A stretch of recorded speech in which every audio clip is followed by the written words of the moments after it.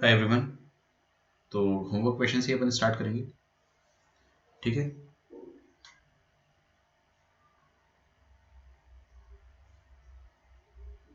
हम्म, तो x upon ln x लिखा हुआ है। अब आपको बोला है कि draw the graph and check for f of x is equal to k having 3 2 1 0 solutions. तो ये सब तो एक बार में हो जाएगा आपसे सॉल्व, बस आपको ग्राफ बनाना है किसका, x अपॉन ln x का। तो ग्राफ बनाने का अपन प्रयास करते हैं। तो फंक्शन हमारे पास क्या है, x अपॉन ln x। अब इसका अगर आपको ग्राफ बनाना है तो आपको चार चीजें चेक करनी पड़ेगी। मैंने आपको चार स्टेप्स लिखवाई थी, आपको वो स्टेप्स याद होनी चाहिए, है ना। अपन उसी स्टेप्स के अकॉर्डिंग वर्कआउट करेंगे। तो सबसे पहले आपको मैंने क्या बताया था कि आप डोमेन निकालो उस फंक्शन का। निकाल लेंगे, बिल्कुल निकाल लेंगे। एंड देन उसके बाद आप क्या करो कि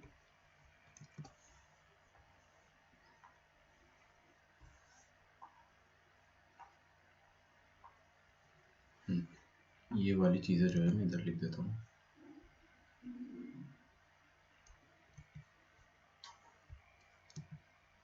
यस। सबसे पहले आप फंक्शन का डोमेन निकालो।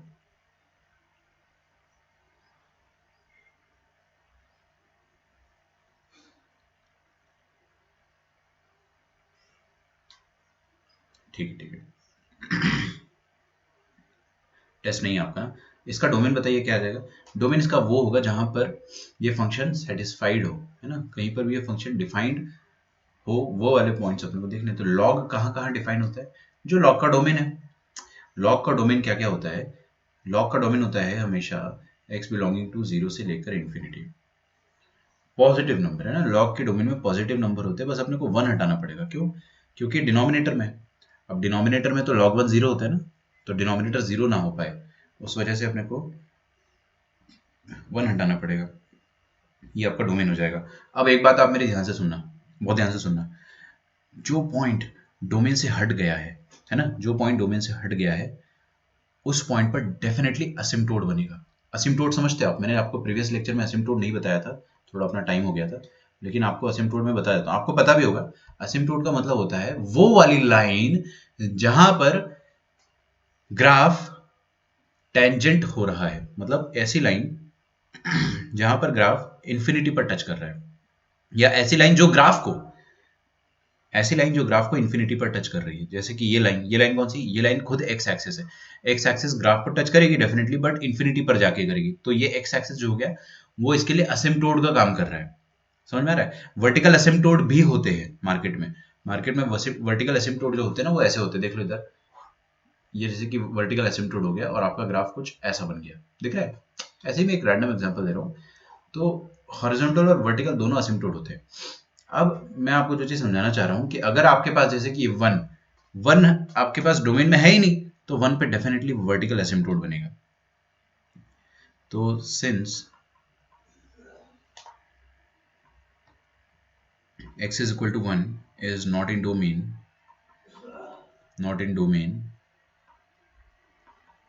तो there will be vertical asymptote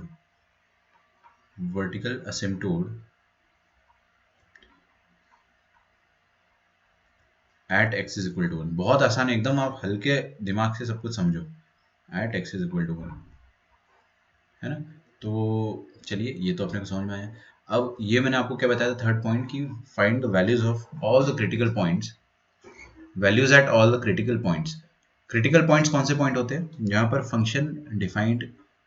critical points के बारे में मैंने आपको लिखवाया था, देखो पेज पलट के। यहाँ पे dy by d x zero हो और जहाँ पे dy by d x not defined हो।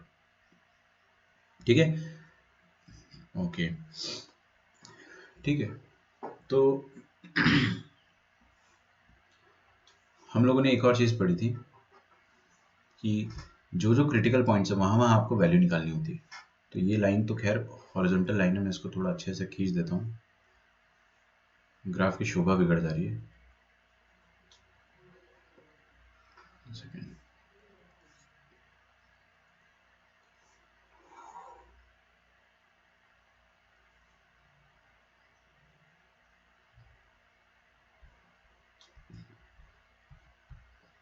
है ना। Point where either derivative is zero और डेरिवेटिव डज नॉट एग्जिस्ट, मतलब या तो चोच या तो डिसकंटिन्यूटी। अब एक बात बताओ मुझे कि कोई फंक्शन अगर, कोई पॉइंट अगर डोमेन में है ही नहीं, तो वहाँ पे डेरिवेटिव, मतलब कोई पॉइंट फिर से सुनना है ना, मैं इसको अलग तरीके से फ्रेम करता हूँ। कोई पॉइंट अगर फंक्शन में है ही नहीं तो वहां पे गड्ढा आएगा, और अगर वहां पे गड्ढा आएगा मतलब डिसकंटिन्यूटी, डिसकंटिन्यूटी मतलब डेरिवेबिलिटी तो होगी नहीं। आपको ये सिखाया था ना कि अगर फंक्शन डिसकंटिन्यूअस है तो डेरिवेबल तो होगा ही नहीं, बट अगर नॉन डेरिवेबल है तो कंटिन्यूअस हो सकता है, क्योंकि नॉन डेरिवेबिलिटी तो चौथ से भी आ जाती है ना, चौथ से भी आ जाती है। शार्प कॉर्नर, शार्प कॉर्नर होने के बाद भी फंक्शन कंटिन्यूअस हो सकता है, बट अभी अपने को इतना देखना है कि आपको क्रिटिकल पॉइंट्स सारे लिख देने चाहिए। तो I will write all the critical points. Critical points कौन से होते हैं वो हम लिखेंगे। चलो पहले d y by d x निकालते हैं। अब अपन सेकंड स्टेप जो है इंक्रीजिंग डिक्रीजिंग चेक कर लेते हैं। तो इंक्रीजिंग डिक्रीजिंग अगर आप चेक करेंगे तो एफ डैश एक्स निकालेंगे। फर्स्ट स्टेप हो गया मेरा डोमेन, सेकंड स्टेप हो गया मेरा एफ डैश एक्स। ये सब फटाफट हो जाएगा। देखिए यहाँ पे यू बाई वी रूल लगेगा, तो वी स्क्वेयर, फिर इधर क्या आ जाएगा v इंटू यू डैश, मतलब वन एक्स का डेरिवेटिव कितना आ जाएगा 1, minus x into L N x का डेरिवेटिव कितना आ जाएगा 1/x। तो ये वाली चीज आ जाएगी डिश के आऊँ l N x minus 1 divided by l N x का होल स्क्वायर। ये एफ डैश एक्स है। आपको ये चेक करना है कि एफ डैश एक्स कब इंक्रीजिंग फंक्शन है, बस इतना चेक कर लो। आप इतना चेक कर लो कि एफ डैश एक्स कब कब पॉजिटिव है। जहां जहां पॉजिटिव है वहां वहां फंक्शन इंक्रीजिंग। अच्छा, मेरे को एक ख्याल आया। क्या ख्याल आया? कि ये स्क्वायर ऑफ ए नंबर है, square of A number is always positive. मैंने आपको इनइक्वालिटी में क्या पढ़ाया था कि square of A number is positive. तो अगर पॉजिटिव नंबर है तो आप उस चीज से मल्टीप्लाई कर सकते हो, इनइक्वालिटी पे कद्दू फर्क नहीं पड़ेगा।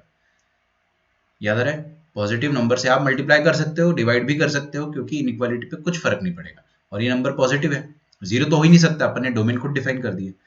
तो इसको अपन ने क्या करा, दोनों तरफ मल्टीप्लाई कर दिया, तो ये गायब हो जाएगा। तो will be left with l N x minus 1 is greater than 0, मतलब l N x is greater than 1, मतलब एक्स ओ हो।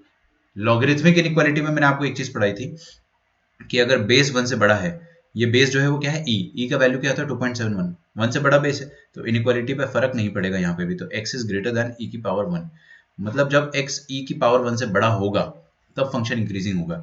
मतलब अगर इसको अपन नंबर लाइन पे मार्क करते हैं तो ये रहा आपका पॉइंट ई। समझ में आ रहा है? ओके, तो ई के बाद फंक्शन इंक्रीजिंग है और ई के पहले फंक्शन डिक्रीजिंग है। यहाँ तक मुझे क्लियर हो गया। ग्राफ तो मैं बनाऊंगा अभी, बट एक हल्का सा आइडिया लग गया कि फंक्शन कहाँ पर इंक्रीजिंग है और कहाँ पर डिक्रीजिंग है। लिखो यहाँ तक, लिखो लिखो लिखो। फिर अपन क्या करेंगे, थर्ड, आपको क्रिटिकल पॉइंट्स लिखने हैं। एक बात बताओ मुझे कि ये सुनो ना, इधर देखो इधर देखो, पहले देख लो एक बार छोटी सी चीज। ग्राफ ऐसा आएगा, नीचे जा रहा नीचे जा रहा नीचे जा रहा नीचे जा रहा, ओ हो, फिर एकदम से ऊपर जाएगा। तो जिस पॉइंट पर ये टर्न किया है वो वाला पॉइंट जो होता है वो मैक्सिमा या मिनिमा वाला पॉइंट होता है। तो मैंने आपको क्या बताया, इसको अपन क्रिटिकल पॉइंट बोलते हैं। ई को अपन क्या बोलते हैं, क्रिटिकल पॉइंट, क्योंकि इस पॉइंट पर d y by d zero होगा। देखो ना, आराम से आपको फील हो जाएगा कि इस पॉइंट पर अगर आप स्लोप बनाओगे तो उसका टेंजेंट बनाओगे अगर, तो उसका स्लोप जीरो आएगा, मतलब वो क्रिटिकल पॉइंट हो गया। तो we will write all the critical points here. हाँ, अब आप लिखते जाइए, मैं बस क्रिटिकल पॉइंट्स लिख रहा हूँ अभी। तो क्रिटिकल पॉइंट्स क्या क्या हो जाएंगे, critical points will be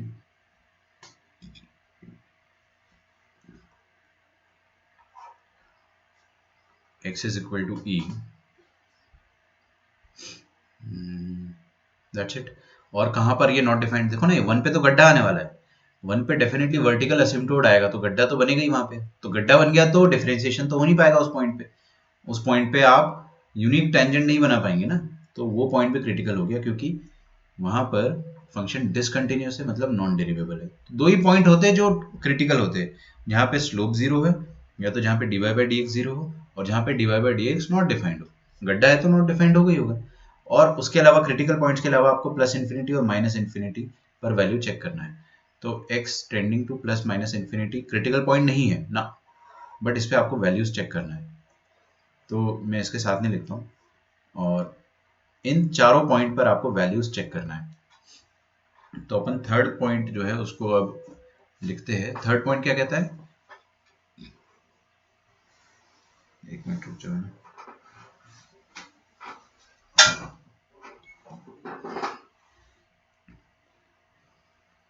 third point कहता है कि क्रिटिकल पॉइंट्स पे आप वैल्यू निकाल लो। तो आपको क्या करना है, एफ ऑफ ई निकालना है। देखो, एफ ऑफ ई निकालना है, एफ ऑफ 1 निकालना है, और फिर F of plus minus infinity निकालना है। तो फंक्शन क्या है आपका, फंक्शन है x upon L N x रख दो, उसमें e और नीचे भी e रख दो, तो कितना हो जाएगा e। e पर वैल्यू क्या आ रहा है, e आ रहा है, और 1 पर वैल्यू क्या आ रहा है, ओ रखो 1 रखो ना, आप 1 रखेंगे अगर तो यहाँ रखिए 1, नीचे क्या आ जाएगा, नीचे आ जाएगा ln 1, और ln 1 क्या होता है 0, तो ओहो नॉट डिफाइंड आ गया, तो अपन 1 प्लस और 1 माइनस पे कर लेते हैं।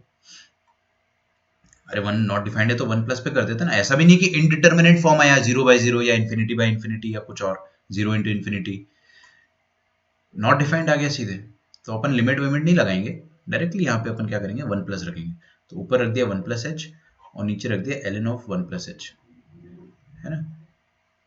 आपको पता है कि ln 1 प्लस एच कितना हो जाएगा, प्लस इन्फिनिटी, है ना, बहुत सारे लोगों को नहीं पता होता है, जीरो हो जाएगा, ln 1 प्लस एच जीरो हो जाएगा। 1 पर ln क्या होता है 0, थोड़ा सा आगे गए तो 0 से थोड़ा सा बड़ा, और नीचे क्या आ गया आपके पास, ये ऑलमोस्ट जीरो हो गया, ऑलमोस्ट जीरो मतलब प्लस इन्फिनिटी, है ना, क्योंकि जीरो पॉजिटिव हुआ है। और एफ डैश 1 माइनस भी निकाल लेते हैं, एफ डैश 1 माइनस निकालेंगे तो ऊपर है 1 माइनस एच और नीचे है ln ऑफ 1 माइनस एच, है ना। तो आप अगर देखेंगे नीचे क्या आ जाएगा 1 माइनस एच, ये रहा 1, देखो इधर ये 1 है, और 1 से थोड़ा सा पीछे जाओगे अगर आप, तो आपको क्या मिलेगा, फिर भी जीरो ही मिलेगा लेकिन नेगेटिव जीरो मिलेगा, नेगेटिव जीरो समझते हैं ना आप लोग, तो ये आपको माइनस इन्फिनिटी आंसर दे देगा। तो इतना मुझे समझ में आ गया कि 1 पॉइंट जो है ना वहां पर 1 से थोड़ा सा आगे जाओगे तो फंक्शन आकाश लोक पे जाएगा, थोड़ा सा पीछे जाओगे तो पाताल लोक पे फंक्शन जाएगा, ये आपको फील आ जाना चाहिए। ये हो गए अपने क्रिटिकल पॉइंट्स, ये हो गए आपके क्रिटिकल पॉइंट सीपी। अब उसके बाद मैं लिख देता हूँ,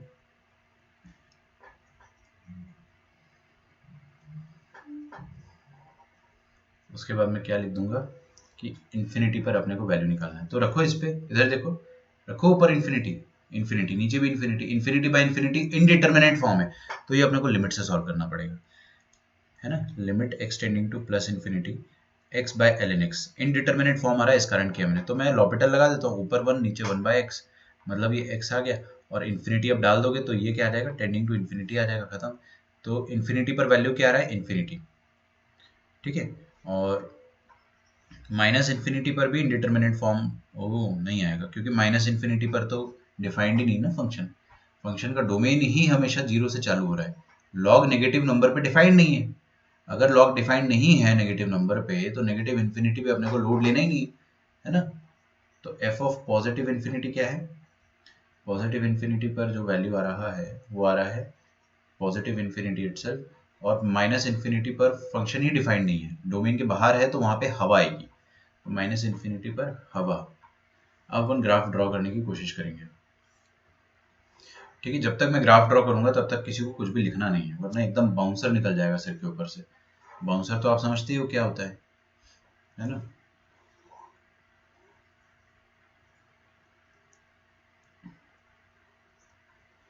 ये देखिए अपना ग्राफ बना रहा हूं मैं, अब कोई भी लिखना, कोई भी नहीं लिखेगा, सब लिखना बंद कर दो। यहाँ पर आओ, इधर देखो, ई पॉइंट के पहले फंक्शन डिक्रीजिंग, ई के बाद इंक्रीजिंग, और एक और क्रिटिकल पॉइंट क्या अपने पास 1, तो अपन ई को प्लॉट कर देते हैं, पॉइंट ई यहाँ कहीं होगा, है ना, थोड़ा सा आगे कर देता हूँ कि ई पर अपने को ये आ रहा है और ये x इज इक्वल टू 1, तो बेटे x इज इक्वल टू ई तक फंक्शन आपका गिरेगा फिर ऊपर उठ जाएगा, लेकिन ये 1 पे गड्ढा आना चाहिए, 1 पे गड्ढा नहीं आएगा, 1 पे असिम्प्टोड आना चाहिए, तो 1 पे असिम्प्टोड आना चाहिए, इसीलिए मैं क्या करूंगा कि 1 पे डॉटेड लाइन खींच देंगे, ठीक है, तो ये 1 पे डॉटेड लाइन खींच दी मैंने, ये वर्टिकल असिम्प्टोड आ जाएगा।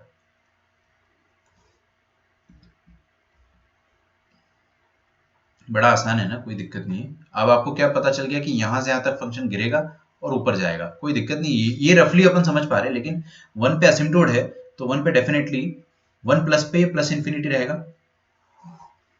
मैं अगर फास्ट ग्राफ बनाना चाहूंगा ना, माइनस इन्फिनिटी तो है नहीं, तो ऐसा कुछ ग्राफ बनेगा शायद, पता नहीं, देखते हैं, कोशिश करते हैं अपन, है ना। तो अपन ने निकाला है ये, देखिए आगे देखो, सब आगे देखिए, डोमेन क्या है फंक्शन की, 0 से इन्फिनिटी, -1 नहीं है इंक्लूडेड, तो आपका 0 से इन्फिनिटी मतलब ये रहा आपका पॉइंट 0, 0 से इन्फिनिटी तक आपका ग्राफ बनेगा, इसके पहले आपके ग्राफ में हवा होगी, कुछ भी नहीं होगा, तो इस तरफ ग्राफ बनेगा ही नहीं, ये क्लियर है। अब 0 से चालू करते हैं अपन, तो एफ ऑफ जीरो कितना आ जाएगा वो देखते हैं। एफ ऑफ जीरो कितना आ जाएगा बताइए, यहाँ डालो जीरो, इधर जीरो तो डालो आप। तो zero upon L n zero, l n zero मतलब कितना हो गया प्लस इन्फिनिटी, है ना। तो मैं यहाँ पे एक चीज और लिख देता हूँ, कुछ पॉइंट तो अपने को निकालने पड़ेंगे ना। एफ ऑफ जीरो निकालते हैं अपन, एफ ऑफ जीरो कितना आ जाएगा, zero upon f of zero तो नॉट डिफाइंड है, एफ ऑफ जीरो तो देखिए ना x upon L N x है, तो zero upon L n zero, l n zero तो डिफाइंड होता ही नहीं है, लॉग जीरो डिफाइंड होता ही नहीं है, तो अपने को ऑब्वियसली यहाँ पे भी लिमिट लगानी पड़ेगी। जीरो बाय जीरो भी नहीं बन रहा है, जीरो बाय नॉट डिफाइंड बन रहा है, तो ये अपने को लिमिट लगानी पड़ेगी। तो अपन ऊपर एच रख देते हैं और नीचे भी एच रख देते हैं। अब बताओ मुझे एल एन एच कितना होता है, किसी को अगर एल एन का ग्राफ पता होगा वही बता पाएगा ना। देख लो भाई, है ना, गरीब इंसान के लिए ग्राफ बना देता हूँ मैं। ये रहा आपका एल एन का ग्राफ, और ये जीरो पर माइनस इन्फिनिटी जा रहा है, जीरो पर माइनस इन्फिनिटी है ना, तो L n h minus infinity और ऊपर तो h, h upon minus infinity कितना हो गया जीरो, और जीरो भी क्या, जीरो माइनस, समझो नीचे नेगेटिव नंबर है, वो देखो नीचे नेगेटिव नंबर है, तो ओवरऑल क्वांटिटी जो आएगी वो नेगेटिव आएगी, जीरो माइनस। तो आपका ग्राफ जीरो पर क्या वैल्यू देगा, जीरो माइनस, जीरो माइनस मतलब नीचे थोड़ा सा, आ रही बात समझ में। अच्छा, और जीरो पर तो नॉट डिफाइंड है, जीरो पर अगर नॉट डिफाइंड है तो जीरो पे आपको एक हॉलो सर्कल मिलेगा, जो मैंने आपके सामने ड्रॉ कर रखा है। तो ये जीरो पर हॉलो सर्कल आएगा, और उसके जीरो के जस्ट बाद आपको आंसर क्या मिल रहा है, जीरो माइनस, मतलब आपका ग्राफ ऐसे जाएगा वन माइनस पे। आप अब आपको क्या करना है, देखो ई तक ग्राफ को गिराना है, ई तक ग्राफ डिक्रीज करेगा, लेकिन ई के पहले वन आ जा रहा है, तो वन पर क्या हो रहा है वो देखते हैं अपन। वन पर क्या हो रहा है देखते हैं, इधर वन प्लस पे इन्फिनिटी और वन माइनस पे माइनस इन्फिनिटी।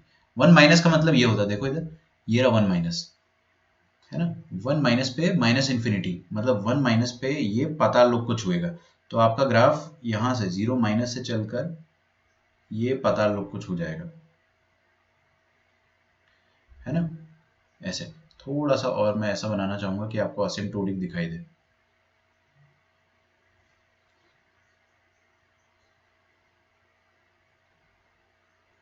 ठीक है,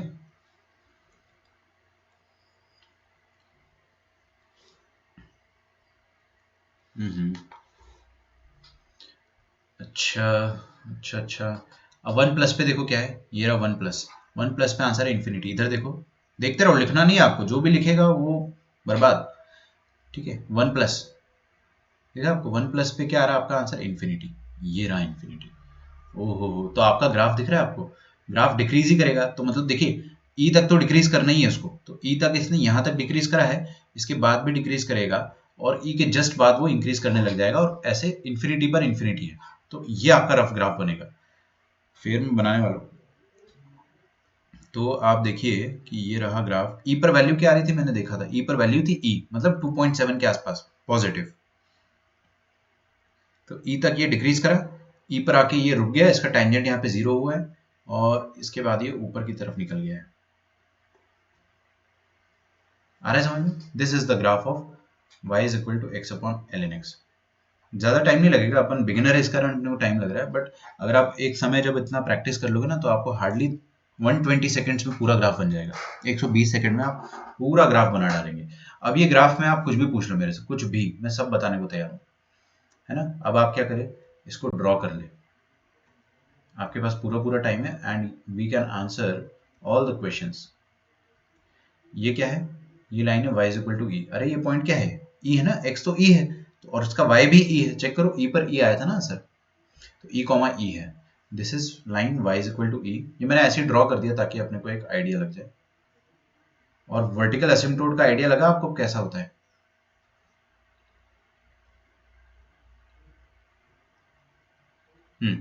लिख डालो इसको, बहुत प्यारी चीज पढ़ी अपन ने, अब वो समझ आने के ऊपर है भाई, कितने कितने लोगों को समझ में आया है।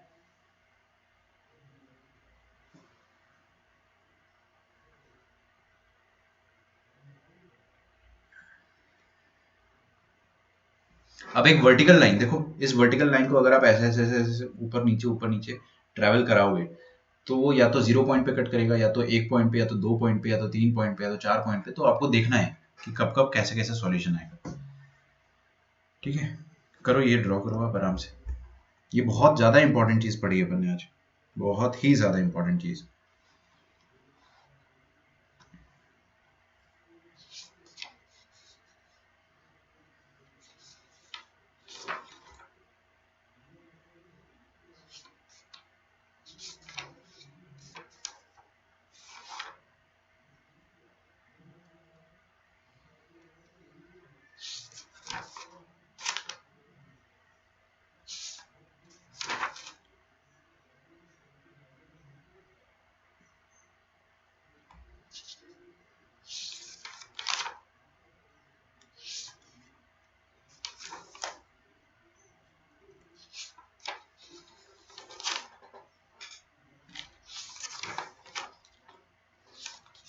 बना लिया?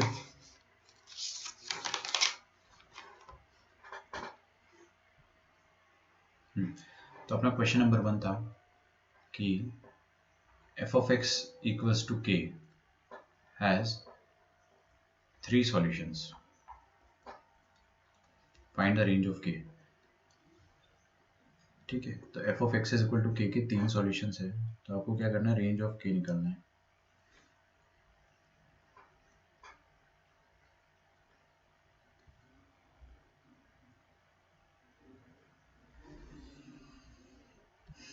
तो k देखो इधर, हर कोई देखो, हाँ देखते रहना प्लीज, है ना। ये रही आपके पास एक येलो कलर की लाइन, अगर ये येलो कलर की लाइन ऐसे ऐसे ऐसे ऐसे मूव कर रही भाई, के की अलग अलग वैल्यू के लिए ऊपर नीचे मूव करेगी। के का वैल्यू अगर अपन ने मान लो ई रखा तो यहाँ पे ई पे आ जाएगी, इस डॉटेड लाइन के ऊपर आ जाएगी। के का वैल्यू अपन ने ई से ज्यादा रखा थोड़ा और ऊपर आ जाएगी, ई से कम रखा नीचे आ जाएगी, जीरो से कम करा और नीचे आ जाएगी, है ना। तो वो डिपेंड करता है कि के का वैल्यू क्या है, उस हिसाब से ये ट्रैवल करेगी ऊपर नीचे। अब अगर आपको 3 सॉल्यूशन चाहिए, 3 सॉल्यूशन चाहिए अगर, तो आपको 3 बार कट कराना है। 3 बार कट कराना यहाँ पे असंभव है, देखो ना, इम्पॉसिबल है। आप कराओगे नीचे यहाँ तक आओगे तो 2 सॉल्यूशन, फिर 1 सॉल्यूशन, फिर यहाँ पे 1 सॉल्यूशन, तो 3 सॉल्यूशन आपको मिलेंगे नहीं। तो k बिलोंग्स टू 5 आ जाएगा उसका आंसर, लिख लो k बिलोंग्स टू 5 फर्स्ट। और 2 सॉल्यूशन के लिए अपन ट्राई करते हैं। 2 सॉल्यूशन के लिए देखेंगे तो ये 2 बार टच कब करेगा, जब k ये जो आपके पास है ना डॉटेड लाइन, उसे जस्ट ऊपर चले जाए। तो ये डॉटेड लाइन से जस्ट ऊपर चले जाएगी तो 2 सॉल्यूशन मिल जाएंगे, वरना आपको कभी 2 सॉल्यूशन नहीं मिलेंगे। तो उसका सॉल्यूशन लिखो, k बिलोंग्स टू e से लेकर इंफिनिटी। ये भी इंफिनिटी तक जाएगा। ये ग्राफ ऐसा नहीं कि यहां से चालू है, ये देखो इधर, हाँ ये दिख रहा है आपको मेरा पॉइंटर, ये यहां से चालू नहीं है, ये पूरा आकाश लोक से चल रहा है, ऊपर से आके ऐसे ऊपर चले जा रहा है। वो आकाश लोक से आके घूम के दोबारा आकाश लोक चला गया। तो ये जो आपका ग्राफ है 2 बार कट कब करेगा, जब आपका ये जो वर्टिकल लाइन है ये इस पॉइंट के ऊपर हो। और इस पॉइंट के ऊपर होने का मतलब क्या हो गया कि y is equal to e line के ऊपर निकल जाए। तो मतलब आपका k का वैल्यू क्या हो जाएगा, for 2 solution f of x is equal to k has 2 solutions।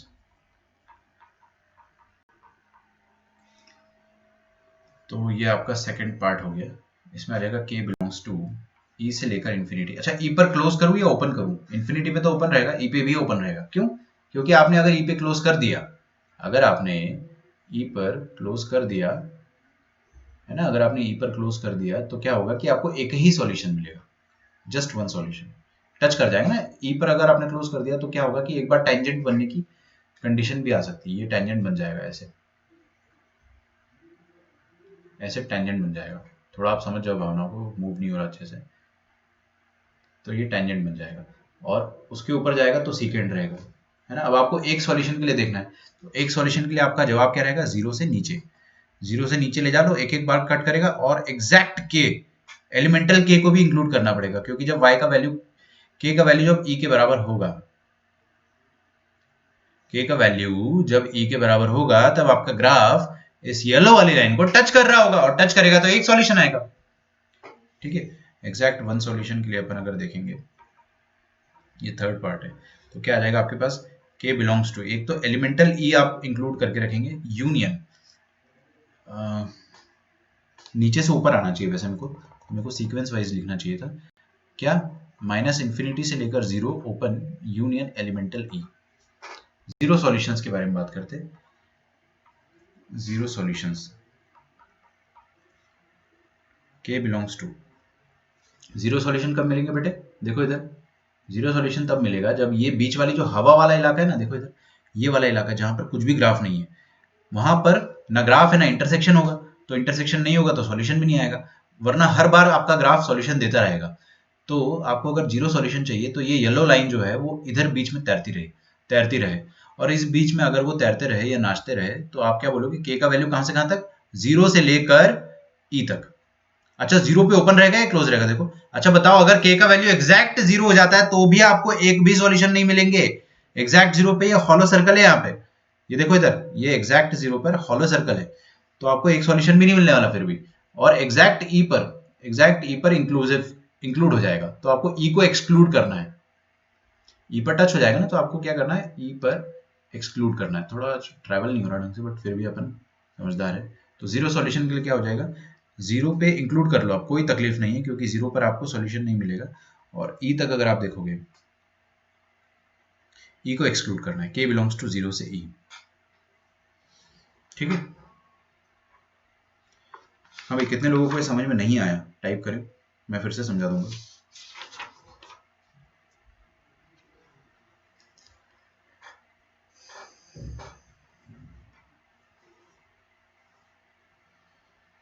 एक और क्वेश्चन लिखते हैं, fifth question. x upon ln x is equal to k has no solution for how many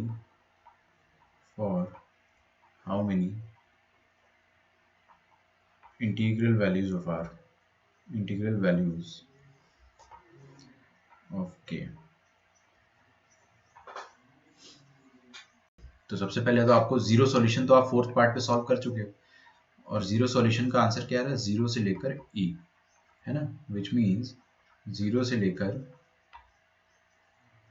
2.718।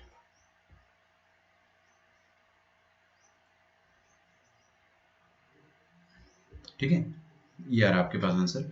अब 0 से 2.718 आपका आंसर आ रहा है, लेकिन आपसे आंसर क्या पूछा है कि k की कितनी इंटीग्रल वैल्यूज के लिए आपको एक भी सॉल्यूशन नहीं मिलेंगे। तो इस बीच में k का वैल्यूज जो है वो इंटीग्रल कब कब हो रहा है,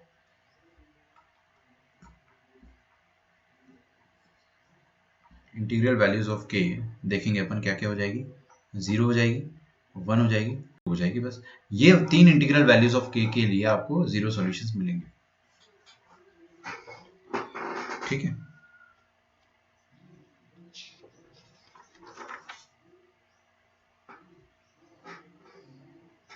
लिख डालो।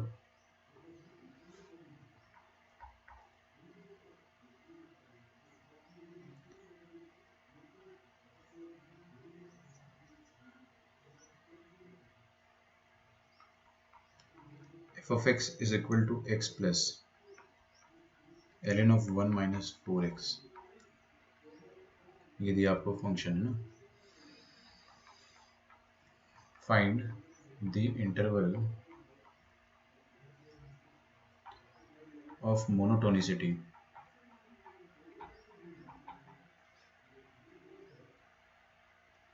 Find the interval of monotonicity, ये आपका अगला क्वेश्चन है। तो मोनोटोनिसिटी का इंटरवल क्या होता है वो अपन देखते हैं। सबसे पहले आप क्या करो, हमेशा हमेशा हमेशा डोमेन लिख दो, write always the domain of the function. Then उसके बाद आप चेक करो मोनोटोनिक इंक्रीजिंग कब कब है ना, dy by d x positive करके। डिक्रीजिंग मत चेक करो, क्योंकि जहां इंक्रीजिंग है उसके अलावा हर जगह डिक्रीजिंग है, जाहिर सी बात है। तो डोमेन सबसे पहले अपन निकालेंगे इसका। ये x का डोमेन तो खैर ऑल रियल नंबर होता है, लेकिन log के सामने जो भी आइटम होता है वो हमेशा पॉजिटिव होना चाहिए। तो log के सामने जो भी आइटम है that should be positive. It means कि x must be less than 1/4 करके देख लो ना आप, आराम से आपको पता चल जाएगा x 1/4 से छोटा होना चाहिए। अब अपन dy by d x check कर लेंगे। इस फंक्शन का डेरिवेटिव निकालते हैं, क्योंकि यार देखो डोमेन निकालना क्यों जरूरी है। आपने मान लो मोनोटोनिसिटी का इंटरवल निकाल दिया, वो डोमेन से भी बाहर आ गया, तो डोमेन से बाहर आ गया तो फिर तो वैसे भी ये फंक्शन डोमेन से बाहर तो वैसे भी डिफाइंड होगा नहीं, तो मोनोटोनिक कैसे अपन बोल सकते हैं। तो इसलिए पहले डोमेन निकालो, लास्ट में अपन इंटरसेक्शन दे देंगे। तो डोमेन और इसमें आपको एंड लगाना है। इंटरसेक्शन क्यों लेना है, क्योंकि जो डोमेन है उसी के अंदर अंदर आपको देखना है कि मोनोटोनिक इंक्रीजिंग है या डिक्रीजिंग है। तो हम लोग क्या करेंगे, एफ डैश एक्स लिखा निकाल लेंगे, this is equal to X plus, sorry F X लिखा है अपने सामने ही, X plus ln of 1 minus 4x, F dash X निकालते हैं अपन, तो एफ डैश एक्स क्या हो जाएगा, ये 1 plus ln of 1 minus 4x, log of 1 minus 4x का डेरिवेटिव क्या आ जाएगा, 1 माइनस 4x, और माइनस 4x का डेरिवेटिव फिर से करेंगे तो क्या आ जाएगा, -4। ये एफ डैश एक्स आ गया, आपको चेक करना है कि पॉजिटिव कब है, बस कर लो आप, आपके पास फटाफट आंसर आने लग जाएगा। एलसीएम ले लेते हैं यहाँ पे अपन, है ना, तो 1 minus 4x -4 upon 1 minus 4x is greater than 0, तो 1 माइनस 4 कितना आ जाएगा, -3 minus 4x divided by 1 minus 4x, this is greater than 0, है ना। इनइक्वालिटी सॉल्व करते आते ही या भूल गए पर, ये देखो इधर एक बार देख लो, यहाँ से मैं माइनस कॉमन लूंगा और वो नीचे दे दूंगा, तो इनइक्वालिटी का साइन फर्क नहीं पड़ रहा ना, अभी मैंने माइनस से मल्टीप्लाई नहीं करा, उधर से निकाल के बस नीचे दे दिया, निकालेंगे तो ऊपर क्या आ जाएगा 4x प्लस 3, और नीचे दे देंगे तो वो पलट जाएगा ना, 1 माइनस 4x बन जाएगा 4x माइनस 1। इनइक्वालिटी के साइन में अभी कोई फर्क नहीं आया, क्योंकि अपन ने मल्टीप्लाई नहीं करा है, बस माइनस को ऊपर नीचे बैलेंस कर लिया। अब आपको क्रिटिकल पॉइंट से वो मार्क कर लेना, वेवी कर्व मेथड से आप सॉल्व कर लो। तो क्रिटिकल पॉइंट्स मैंने मार्क कर दिया, इसका पहले वाले का -3/4 आ जाएगा, और दूसरे वाले का आ जाएगा 1/4, है ना। वीवी कर्व मेथड आपको आता ही होगा, बहुत ज़्यादा डिटेल में अपन ने पढ़ा है, प्लस माइनस प्लस।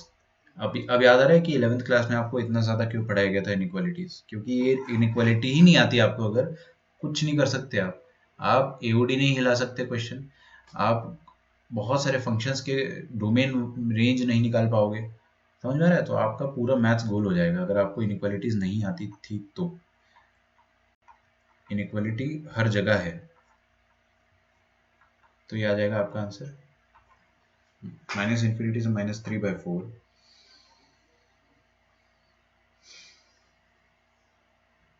इस इंटरवल में आपका ग्राफ क्या है, कंटिन्यूसली इंक्रीजिंग है ना, इस इंटरवल में आपका ग्राफ कंटिन्यूसली इंक्रीजिंग है। लेकिन एक चीज का ख्याल रखना है आपको बच्चों, देखो क्या क्या ख्याल रखना है कि आपका जो डोमेन है, देखो ना, मैं जिस चीज का डर था वही हुआ।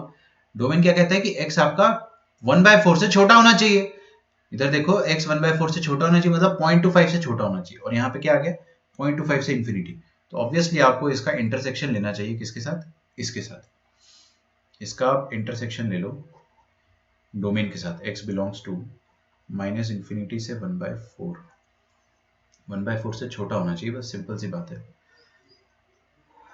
तो मार्क करना चाहो तो -3/4 इधर है, 1/4 इधर है, तो -∞ से -3/4 यूनियन 1/4 से लेकर इंफिनिटी, और ये -∞ से लेकर 1/4,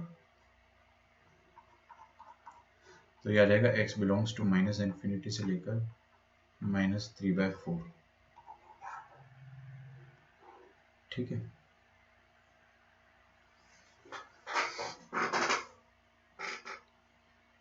समझ में आ रहा है, इस इंटरवल में फंक्शन जो है मोनोटोनिकली इंक्रीजिंग, और इसके अलावा आप मोनोटोनिकली अगर डिक्रीजिंग निकालना चाहते हैं, मोनोटोनिकली डिक्रीजिंग मतलब रिमेनिंग इंटरवल, इसके अलावा जो भी इंटरवल है, जो भी आपका इंटरवल है इसके अलावा ऑब्वियसली डोमेन के अंदर होना चाहिए, है ना, इसलिए अपन ने डोमेन से इंटरसेक्शन ले लिया। तो इसके अलावा बचा हुआ इंटरवल क्या हो गया, -3/4 से लेकर 1/4, -3/4 से लेकर 1/4, ये बचा हुआ इंटरवल, 1/4 से आगे तो आप जा ही नहीं सकते, 1/4 से पीछे ही रहना है आपको डोमेन के हिसाब से। तो मैं लिख के दे देता हूँ आपको रिमेनिंग इंटरवल, ये लिख के दे देता हूँ, x बिलोंग्स टू -3/4 से लेकर 1/4, 1/4 से पीछे ही रहना है, अगर आगे जा सकते थे अपन तो चले जाते, लेकिन यहाँ पे क्वेश्चन के हिसाब से जा नहीं सकते, समझ आ रहा है, चलिए गुड, बहुत बढ़िया।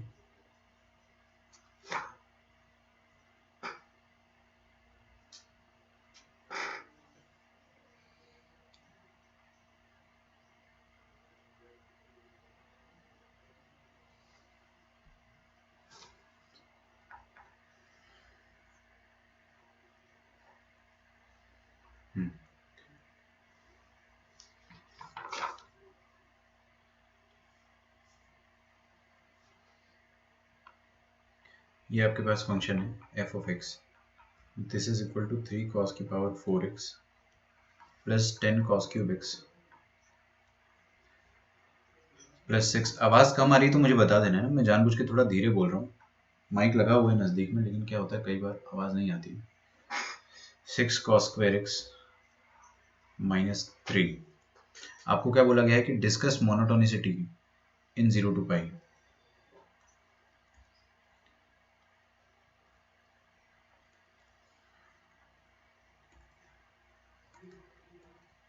डिस्कस मोनोटोनिसिटी इन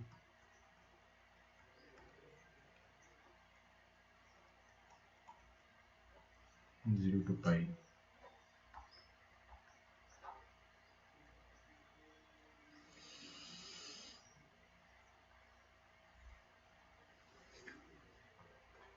करो। मोनोटोनिसिटी मतलब क्या, आपको d y by d x check करना है, कहाँ पे इंक्रीजिंग है, कहाँ पे डिक्रीजिंग है। हमेशा डोमेन निकाल लिया करो आप पहले, है ना, डोमेन जरूर आप पहले निकालिए। तो आप अगर इसका डोमेन निकाल लेंगे तो आपको पता चलेगा डोमेन इसका x belonging to all real number है। क्यों भाई? क्योंकि कॉस है ना यार, कॉस कॉस कॉस। कॉस को फर्क नहीं पड़ता है, कुछ भी डाल दो आप उसके अंदर, है ना, वो तो सारे रियल नंबर्स को झेल सकता है। तो डोमेन की कोई टेंशन नहीं है। अब डायरेक्टली अपन मोनोटोनिकली इंक्रीजिंग चेक कर ले, तो आप क्या करो कि d y by d x निकालो और चेक फॉर मोनोटोनिकली इंक्रीजिंग। तो आप क्या करेंगे, चेक फॉर मोनोटोनिकली इंक्रीजिंग। तो मैंने d y by d x निकाला, करो डिफ्रेंशिएट करो।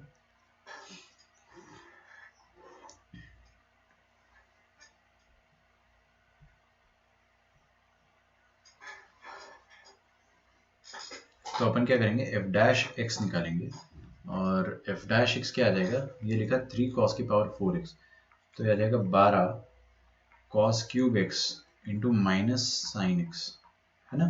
रो मत देना डिफरेंशिएशन में कि सर ये कैसे किया सर, बहुत मार पड़ेगी। पूरा एमओडी चैप्टर पढ़ चुके हो अपन होंगे ना। तो 30 cos square x into minus sine x plus 6 2 12 cos x into minus sign x, और ये 3 का डेरिवेटिव तो 0 आ जाएगा ना, तो -0। वो -0 लिखो ना लिखो एक ही बात है, तो अपन नहीं लिखते। अब आपको चेक करना है कि ये कब पॉजिटिव है। देखो हर टर्म में से एक बार साइन एक्स और sine x with negative sign बाहर आ रहा है, तो किस बात की देरी है। आप माइनस साइन एक्स को बाहर निकाल दो, अंदर क्या बचेगा 12 कॉस क्यूब एक्स। अच्छा ये 12 30 और 12, इन सबसे कुछ कॉमन आ जाएगा क्या, 6। तो 2 cos cube x and one more thing 6 तो कॉमन आ गया, हर टर्म में से एक एक कॉस भी कॉमन आ रहा है, ये कॉस और ये कॉस। तो कॉस कॉस कॉस को भी बाहर निकाल दो, 6 बाहर निकाला अपन और कॉस को भी बाहर निकाला, तो अंदर क्या बच गया, अंदर बच गया एक कॉस निकल गया, तो कॉस स्क्वायर।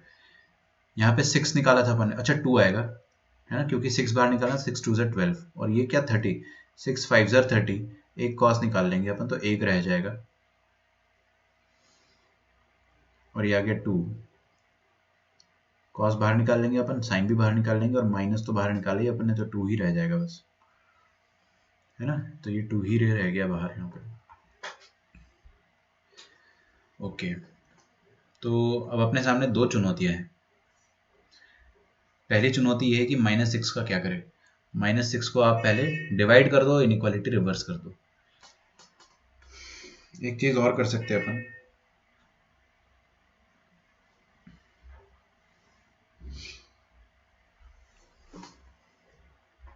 देखो इधर बच्चों, आगे देखो प्लीज, ये 0 से पाई दे रखा है ना, क्या दिया, 0 से पाई। 0 से पाई मतलब फर्स्ट क्वाड्रेंट और सेकंड क्वाड्रेंट, समझ पा रहे हो, first quadrant and second quadrant, दो क्वाड्रेंट तक तो साइन पॉजिटिव ही रहता है, तो ये वाला आइटम तो खैर पॉजिटिव है, और -6 डेफिनेटली नेगेटिव है।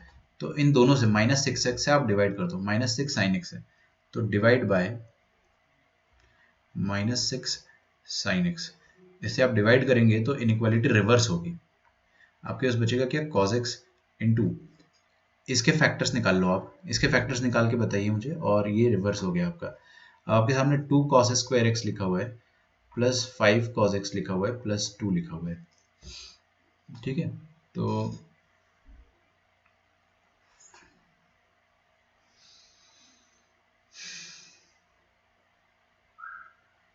इसके आप फैक्टर निकाल लो, देखो 2 दूनी 4 और 5 चाहिए आपको ना, तो 5 सम चाहिए और 4 चाहिए।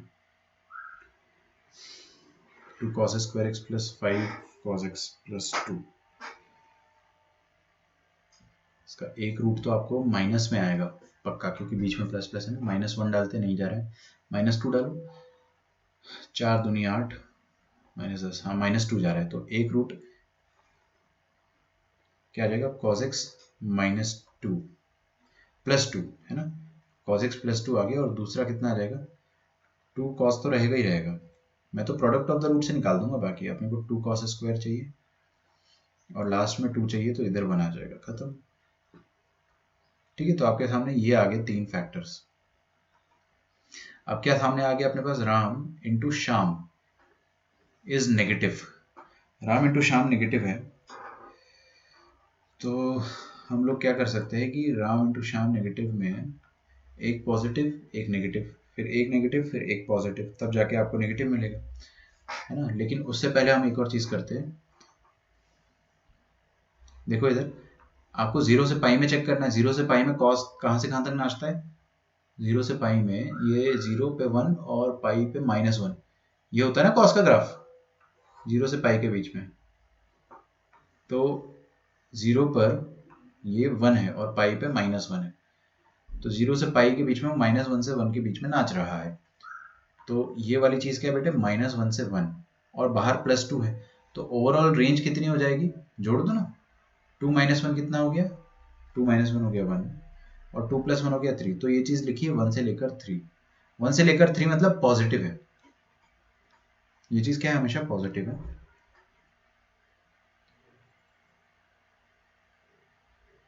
तो पॉजिटिव क्वांटिटी का इनइक्वालिटी में कोई कंट्रीब्यूशन नहीं होता है, पॉजिटिव ही रहेगा ये जिंदगी भर, 0 से पाई इसकी जिंदगी है और उस जिंदगी में ये हमेशा पॉजिटिव है, तो उसका कोई कंट्रीब्यूशन नहीं है उस बीच में, तो अपन इससे डिवाइड करके इसको हटाओ, इसकी रेंज भी निकाल लो, ये क्या है, -2 से 2, -2 से +2,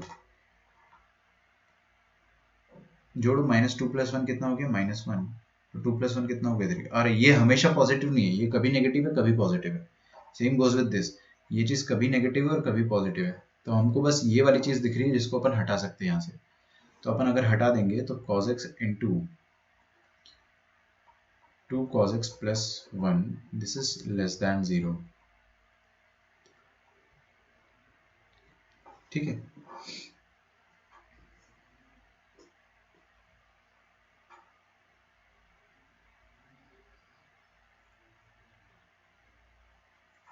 लिखो, यहां तक लिखो, अगला क्वेश्चन अपन करेंगे, वो भी अच्छा क्वेश्चन है, लिख डालो यहां तक। अब आपको बस ये सिंपल सी इनइक्वालिटी सॉल्व करनी है, इनइक्वालिटी भी ट्रिग्नोमेट्रिक है,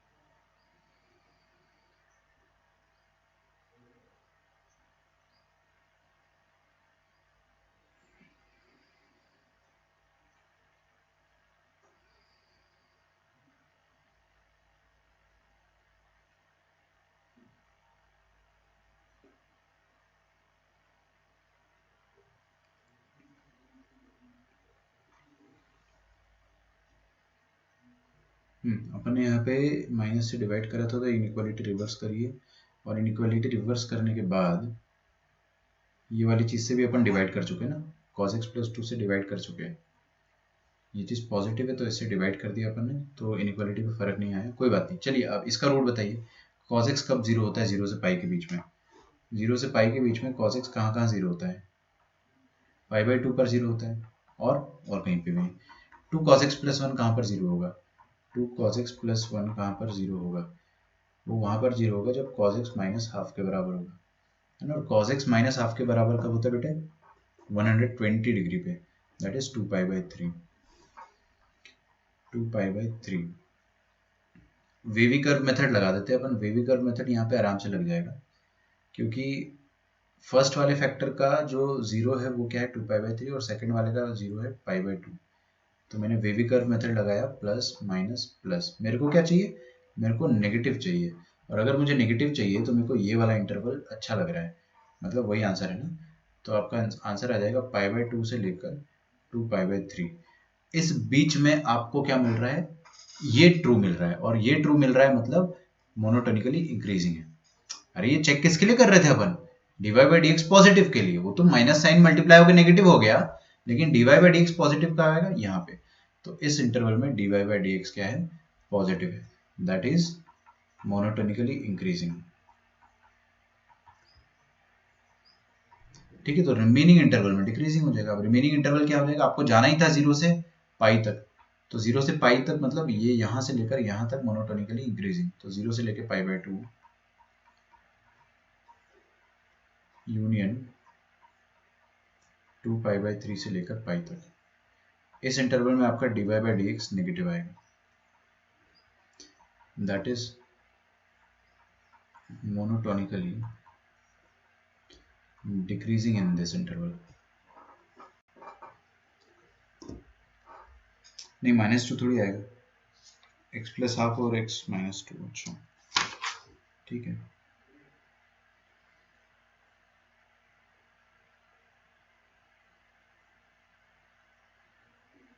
तो आपको अगर इसका रफ ग्राफ बनाना हो ना, तो मैं रफ ग्राफ भी बना के दे सकता हूँ, एकदम रफ। रफ मतलब एकदम रफ, बट आपको एक हल्का सा आइडिया मिल जाएगा कि ग्राफ चल कैसे रहा है। मान लो ये 0 है और ये π/2 है, ये चीज़ है 2π/3 और ये चीज़ है पाई, है ना। तो आपका ग्राफ जो है वो 0 से स्टार्ट होगा, और 0 पर वैल्यू क्या ले रहा है ग्राफ, यहाँ पे 0 डालेंगे अगर,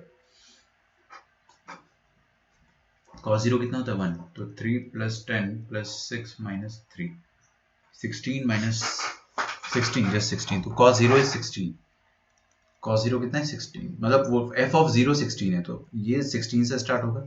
π/2 पर फंक्शन कितना आ रहा है, π/2 डाल दो इधर, देखो ना π/2 पे 0 0 हो जाता है, π/2 पे ये 0 हो गया, ये 0 हो गया, ये 0 हो गया, और ये -3। ओ हो।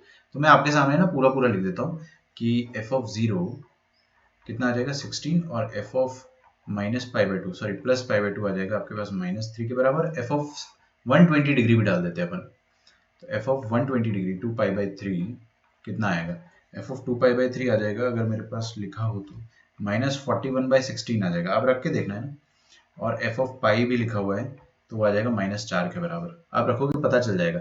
तो आपका ग्राफ देखो कहाँ से चालू हो रहा है, हर कोई बस देखो, लिखो मत अभी, जस्ट ऑब्जर्व। ये π/2 से 2/3 के बीच में फंक्शन आपका इंक्रीज होगा, इस बीच में इंक्रीजिंग है, बाकी यहाँ पे डिक्रीजिंग और यहाँ पे भी डिक्रीजिंग है ना। अब ग्राफ बना डालते हैं अपन ग्राफ, तो यहाँ से आपका ग्राफ डिक्रीज होते होते π/2 पर -3 मतलब नेगेटिव नीचे आ गया, है ना। फिर इसके बाद इंक्रीज होगा -3 से -41/16, तो थोड़ा सा मेरे को और नीचे लाना था। ये कितना हो जाएगा -16 3 * 48 होता है ना, तो आ जाएगा 16 2 * 32, 2 पॉइंट समथिंग आएगा, 2 पॉइंट समथिंग, बस इससे मेरा काम हो जाएगा। तो -3 मान लेते हैं यहाँ पर है, तो -2 पॉइंट समथिंग यहाँ पर होगा। तो आपका ग्राफ ये देखिए, ये डिक्रीज करके एक बार ये π/2 तक आएगा,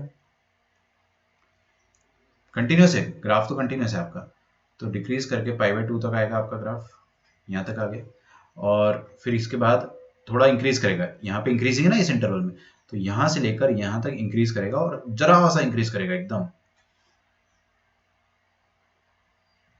ठीक है। फिर उसके बाद डिक्रीज करेगा, और ये पाई पर वैल्यू क्या आ रहा है बेटे, देखो पाई पर वैल्यू आ रहा है -4, ये है -3। ये वाई एक्सिस में अभी टेम्परेरी बना देता हूँ, सॉरी ये वाई एक्सिस ये 0 पे बनेगी ना, तो ये पॉइंट है आपके पास -3, ये पॉइंट है -41/16, और -4 पॉइंट कहाँ पर है, ये रहा, तो -4 ये रहा। ये आपका रफ ग्राफ बनेगा। मैं इसमें ना आपके सामने 100 क्वेश्चन आज के आज बना के दे दूंगा, 100 क्वेश्चन आपको मैं के दे दूंगा, इक्वेट करके बोलूंगा कि किस किस वैल्यू के लिए आपको 1 सॉल्यूशन, 2 सॉल्यूशन, 3 सॉल्यूशन, 0 सॉल्यूशन मिलेगा। फिर मैं आपको क्या बोल सकता हूँ, देखते रहो प्लीज प्लीज प्लीज देखो इधर। मैं आपसे ये पूछ सकता हूँ कि ये फंक्शन 1 1 है या मेनी 1 है, बताओ 1 1 है या मेनी 1 है। डेफिनेटली मेनी 1 है, क्यों, क्योंकि आप हॉरिजॉन्टल लाइन खींचोगे आपको एक से ज्यादा पॉइंट मिल गया, मेनी 1 है। चेक याद है ना, हॉरिजॉन्टल लाइन का चेक याद था, आपने करा था कभी 1 1 पे और मेनी 1 पे, तो ये मेनी 1 फंक्शन है। फिर मैं आपको ये बोल सकता हूँ कि ये फंक्शन इनटू है या ऑनटू है। ऑनटू इनटू कैसे करते थे, रेंज और कोडोमेन से। इसका रेंज अपन निकाल लेंगे, रेंज यहाँ से लेकर यहाँ तक होगा 16 से लेकर -4 से लेकर 16 तक इसका रेंज आएगा। और फंक्शन को अगर मैंने मान लो ऐसा डिफाइन कर दिया है, फंक्शन को मैंने डिफाइन कर दिया है 4 से लेकर 16 है ना, से लेकर, सॉरी फंक्शन का मैंने डोमेन क्या है 0 से पाई। अगर मैंने फंक्शन को ऐसे डिफाइन करके, डिफाइन करना मेरे ऊपर है, क्वेश्चन बनाने वाले के ऊपर है वो कैसे डिफाइन करना चाह रहा है, उसकी मर्जी। ठीक है, तो ये डिफाइन कर दिया अगर मैंने, तो आप बताइए मुझे कि ये क्या हो गया आपका बेटा डोमेन, ये क्या हो गया कोडोमेन, नॉट रेंज। हाँ, ये कोडोमेन होता है। और कोडोमेन और रेंज, देखो रेंज और कोडोमेन बराबर है, तो फंक्शन ऑन टू भी हो गया, तो मैंने इन टू भी बना दिया, ऑन टू भी बना दिया। क्वेश्चन देख रहे कितनी तरीके से मैं फ्रेम कर सकता हूँ। अभी भी बहुत सारी चीज चल रही है मेरे दिमाग में जहां से मैं क्वेश्चन बना सकता हूँ। बताता हूँ मैं आपको, है ना, पहले आप लिखो और एक दो तरीके से क्वेश्चंस बना। अच्छा एक बात और, एक और क्वेश्चन बना देते। देखो इस फंक्शन के कितने रूट्स आएंगे, रूट्स मतलब जहां पर ये एक्स एक्सिस को कट करेगा। तो आप ग्राफ देख कर बता सकते हो कि एक जगह यहाँ पर डेफिनेटली कट कर रहा है, एक ही रूट आ रहा है बाकी। और यहाँ पे भी देखो ना 16 से लेकर -3 तक जा रहा है, मतलब प्लस से माइनस जा रहा है, तो डेफिनेटली बीच में जीरो को छू के जा रहा होगा, कट करके जा रहा होगा। तो एक रूट आ रहा है आपका, एग्जैक्टली वन रूट। तो आपको तरह तरह के क्वेश्चन बना के दिया जा सकता है अगर आपको ग्राफ बनाना आता है तो। So this is the beauty of calculus.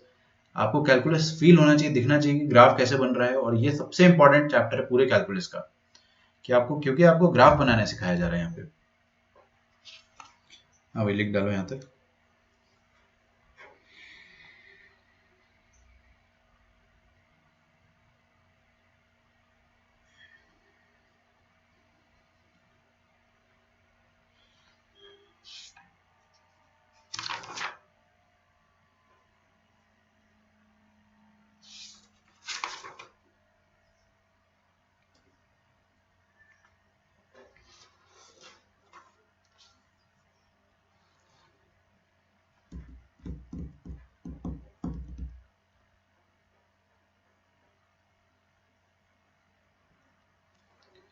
समझ पा रहे क्या अपन?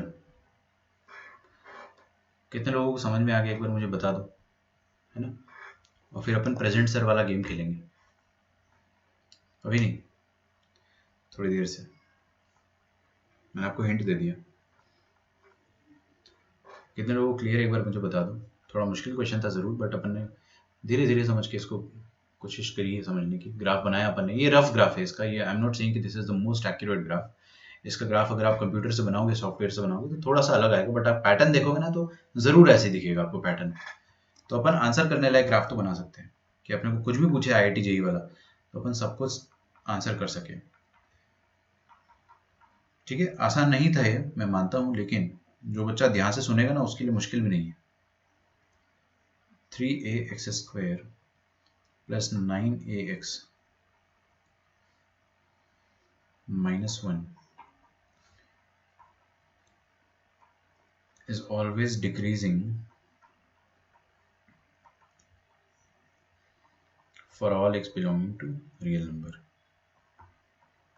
Find a. Find range of a. देखो मैं आपको सीधी सीधी बात बता रहा हूँ, आप जितना यहाँ से समझ सकते हो, ये टॉपिक ऐसा है ना कि आपको कोई किताब नहीं समझा पाएगी, सीधी सी बात है। तो आपको समझना पड़ेगा एकदम अच्छे से, तमीज से सब कुछ क्लास में ही। और मुश्किल नहीं है, मेरे को पर्सनली बताऊं तो सब बोलते हैं मुश्किल है, लेकिन क्या मुश्किल है इसमें? आपने इंक्रीजिंग डिक्रीजिंग निकाला है, वीवी कर्व सॉल्व करा, तो फिर क्या ही बचा इसमें, ग्राफ बना डाला अपन ने, है ना। One of my favourite topics, ये वही टॉपिक था जिसकी वजह से मुझे पर्सनली मैथ से प्यार हुआ था। मतलब ऑनेस्टली बता रहा हूँ, आई एम नॉट एग्जैजरेटिंग। ये वो टॉपिक है जहाँ मुझे लगा था कि यार कितना प्यारा है, सब कुछ दिख रहा है, सब कुछ समझ में आ रहा है। और आप ग्राफ बनाओ, आपके सामने सारे आंसर है। आपके सामने अगर कोई क्वेश्चन आता है IIT के एग्जाम में जिसमें 3-3 क्वेश्चन है, पैराग्राफ आ जाता है, आपने ग्राफ बनाया, तीनों क्वेश्चन खत्म। ठीक है, तो बहुत बहुत प्यारा चैप्टर है। Function is always decreasing for all x belonging to R. Find the range of a. Is always decreasing. देखिए ऑलवेज डिक्रीजिंग का मतलब क्या होता है, डिकोड करो कि dy/dx इसका जिंदगी भर नेगेटिव आएगा। हमेशा डिक्रीजिंग है, हमेशा डिक्रीजिंग मतलब dy/dx हमेशा नेगेटिव रहेगा ऑल रियल नंबर के लिए। तो ऑलवेज डिक्रीजिंग का मतलब dy/dx जो रहेगा वो नेगेटिव रहेगा। तो अपन क्या लिखेंगे, देखिए यहाँ पे dy/dx is negative for all x belonging to R। ये मैं नहीं बोल रहा ना, ये क्वेश्चन वाला कह रहा है। अब अपन dy बाई dx निकालते हैं।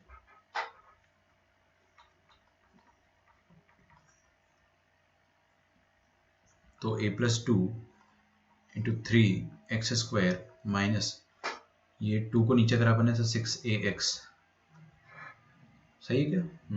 9ax का डेरिवेटिव कितना आ जाएगा? 9a। चलो भाई, काफ़ी बच्चों को क्लियर हो रहा है। आई होप आप लोग सच बता रहे हो। नहीं, ये आ गया आपका f डैश। आपको क्या करना है? f डैश को नेगेटिव करना है, हमेशा नेगेटिव रखना है। तो क्या करें अपन, बताइए।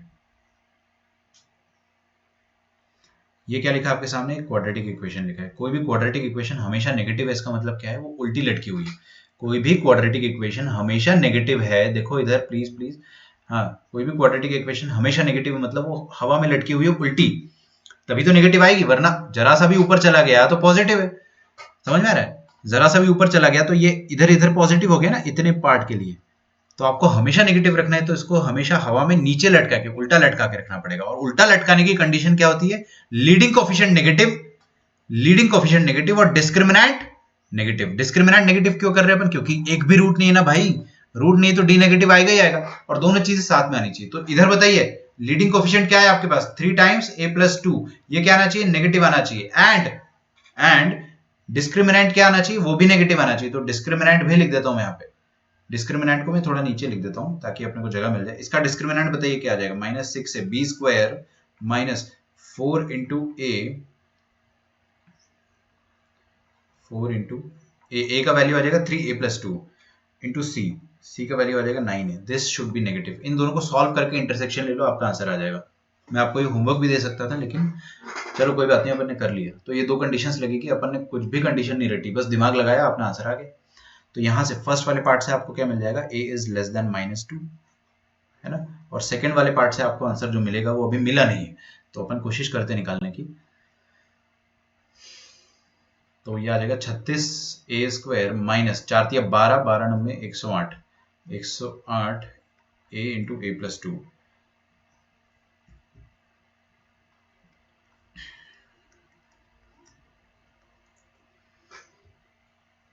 ठीक है, इंटू ए प्लस टू। हाँ जी, इससे अपन कुछ कॉमन ले सकते हैं। क्या कॉमन ले लेंगे? दोनों का आप देखोगे, अगर HCF क्या आ रहा था इसका? 6 तो आ रहा है इधर, इधर भी आएगा 6, 3 2 6, और यहाँ से भी 3 2 6। तो 36 का 36 पूरा कॉमन आ जाता अगर मैं चाहता तो यहाँ से 36 कॉमन ले लिया और a कॉमन ले लिया, तो अंदर क्या बचेगा? a माइनस 6 3 18, 36 इंटू 3 शायद 118 होता है, तो ये आ जाएगा 3 इंटू ए प्लस टू। चेक कर लीजिए, 36 दिया 108 होता है, सॉरी 118 नहीं। तो ये हो गया अपने पास 36a। 36 तो आप हटा दो, डिवाइड कर दो ना, कोई दिक्कत की बात नहीं है। तो 36 से डिवाइड कर देंगे तो अंदर आ जाएगा आपके पास a minus 3a minus minus minus plus minus 3 2 6, तो -2a minus 6, a into -2a minus 6 is less than 0। तो a इंटू 2a माइनस 6 से आप -2 बाहर ले लो, ये आ जाएगा a plus 6 a plus 3 is less than 0। -2 से डिवाइड कर देंगे तो क्या आ जाएगा? साइन रिवर्स हो जाएगा, a into A plus 3 is positive. तो यहाँ से आपको आंसर क्या मिल जाएगा? a बिलोंग पॉजिटिव है ना, तो वो वाला आएगा -इन्फिनिटी से लेकर छोटा रूट -3 यूनियन बड़े रूट से लेकर इन्फिनिटी। ठीक है, यार आपका यहाँ से आंसर -इन्फिनिटी से लेकर -3 यूनियन ए टू इन्फिनिटी। और ये a दोनों का इंटरसेक्शन लेना था ना, ये दो चीज का इंटरसेक्शन लेना था, दो कंडीशंस का। तो फर्स्ट वाली कंडीशन क्या थी? a less than -2। इसका इंटरसेक्शन लेना है a लेस देन -2, तो -इन्फिनिटी से लेकर -2। ठीक है, दोनों का इंटरसेक्शन मन में ले सकते हो, सोचो मन में हो जाएगा। मैं आपको लिख के देता हूँ, आपको अगर सेटिस्फेक्शन होता तो ठीक है, वरना खुद से करो। -इन्फिनिटी से -3 पहले आएगा, -2 बाद में आएगा, तो -इन्फिनिटी से लेकर -2, sorry -3। This is going to be the answer. Intersection मैंने मन में ले लिया, क्योंकि भाई ये दोनों नेगेटिव है तो पॉजिटिव वाला तो वैसे भी नहीं आएगा इंटरसेक्शन में।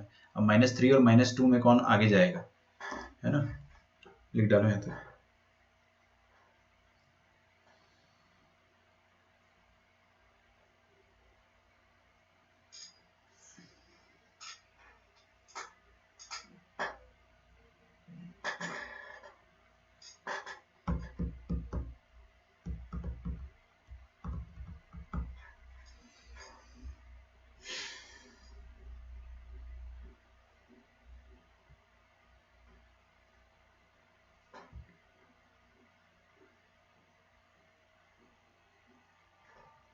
चलेगा नहीं, कोई दिक्कत नहीं है।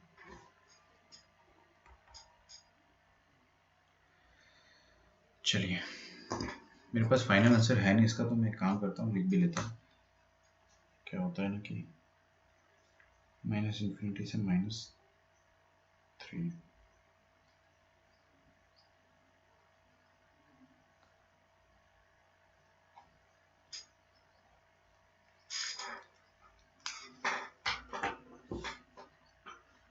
अगला क्वेश्चन है आपके सामने, prove that f of x equals, f of x क्या है, integration of dt upon L n t, और यहाँ पे लिखा है एक्स स्क्वायर और x cube, where x is positive, है ना। आपको क्या करना है, prove that f of x is always increasing, f of x is always increasing।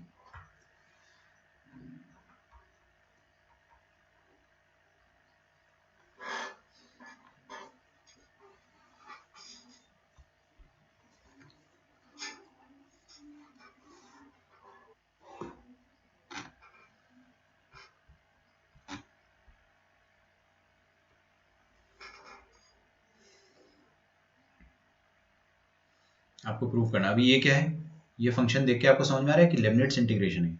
क्या है, लेबनिट्स का इंटीग्रेशन है। अगर आप इसका डिफरेंशिएशन करोगे तो आपको याद होना चाहिए अभी तक कैसे करते थे अपन, बताइए। पहले ये एक्स क्यूब अपर लिमिट को रख दो, अपर लिमिट को आप रख दो तो आ जाएगा आपके पास 1 upon L N of x cube, ठीक है। और फिर अपर लिमिट का डेरिवेटिव कितना आ जाएगा, 3x² माइनस लोअर लिमिट को रख दो आप तो L N of x square into lower limit का डेरिवेटिव 2x।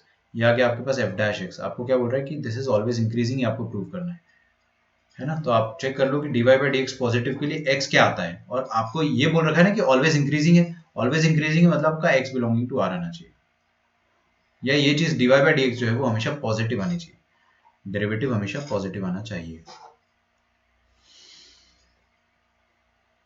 तो आपको प्रूफ क्या करना है, आपको प्रूफ करना है, लिखिए टू प्रूव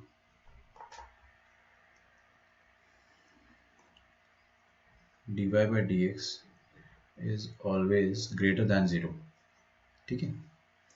तो ये आपका dy बाई डी एक्स है 1 upon L N x cube into 3x² into L N x square. अच्छा, मैंने एक चीज़ गलती कर दी, 1 upon L N x square आएगा 1 upon L N of lower limit और फिर लोअर लिमिट का डिफरेंशिएशन, ठीक है।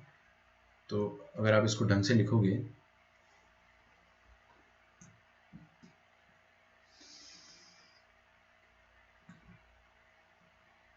तो L N of x cube और L N of x square लिखा हुआ है ना, तो यहाँ पे आ जाएगा 3x² upon L N x cube minus 2x upon L N x square, ऐसा लिखा हुआ है। थोड़ा ढंग से लिख रहा हूँ मैं इसको, फिर अपन एलसीएम ले लेते हैं, L N x cube into L N of x square into ऊपर क्या आ जाएगा, एलसीएम लेके कोई फायदा,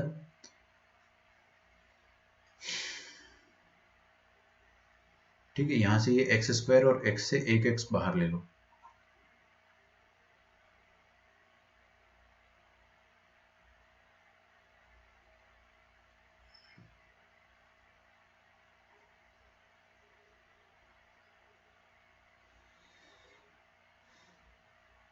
तो एक एक्स बचेगा, वो एल एन एक्स स्क्वायर के साथ आ जाएगा, और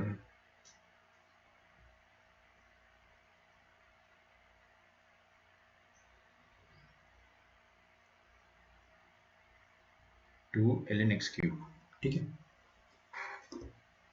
सही है ना,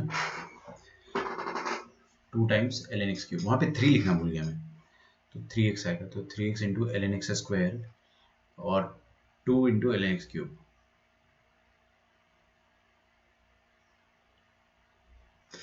एक्स पॉजिटिव है,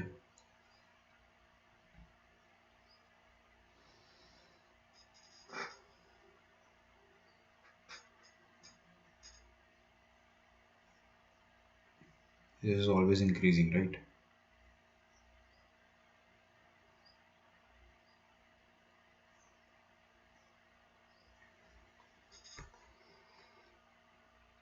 वन बाई एक्स क्यूब और 3x², फिर 1/x² और 2x।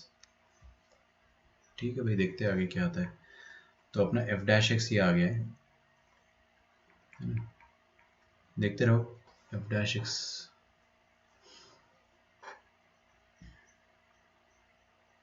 एलसीएम लेकर कुछ फायदा नहीं हुआ, मेरे को ऐसा लग रहा है।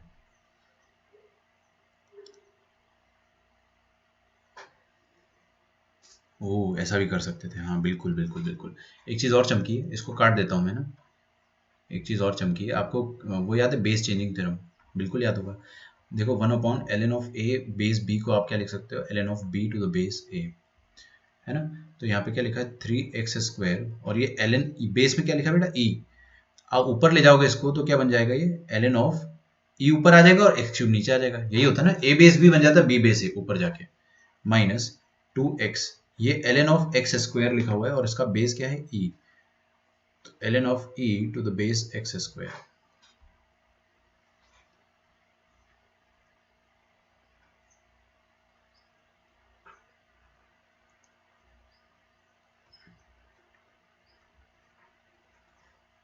ठीक है, अब ये मैंने आपको एक और रफ में देख लो, एक और चीज बताई थी कि ln(x to the base a³ लिखा हुआ है, देखो इधर, है ना? ये a³ जो है वो पीछे जाएगा तो क्या बन जाएगा, 1/3। याद है? यहाँ पे अगर क्यूब होता है तो पीछे जाके वो मल्टीप्लाई होता है, लेकिन नीचे वाला क्यूब होता है जो, अगर या नीचे वाला जो भी पावर होता है वो डिवाइड होता है।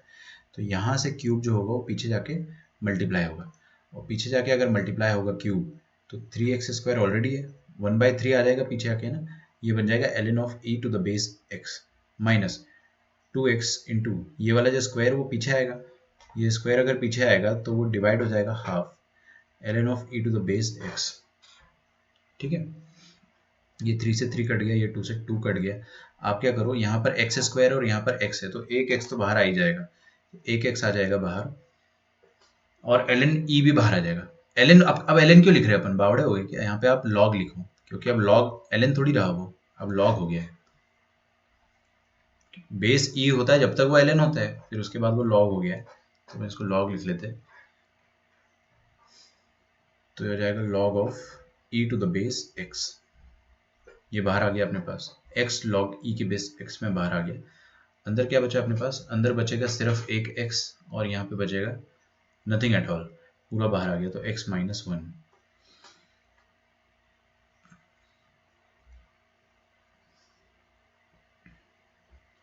ठीक है, ये आ गया आपका f'(x).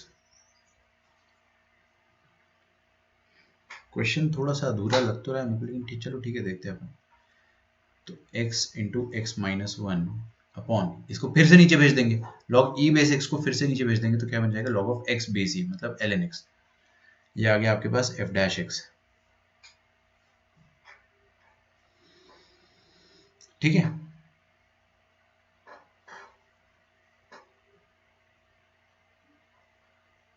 सर 3 रह गया, हाँ सर ln x कॉमन ले लो, रुको 1 मिनट।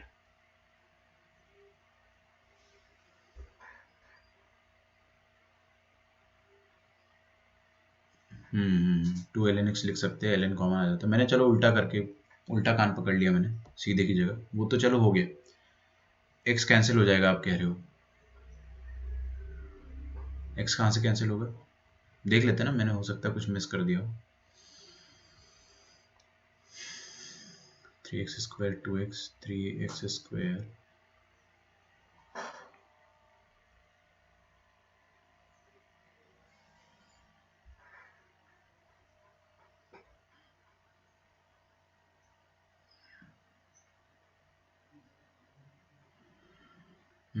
यहाँ तक ठीक है, कोई दिक्कत नहीं है, वो वाला x कैंसिल तो नहीं होता।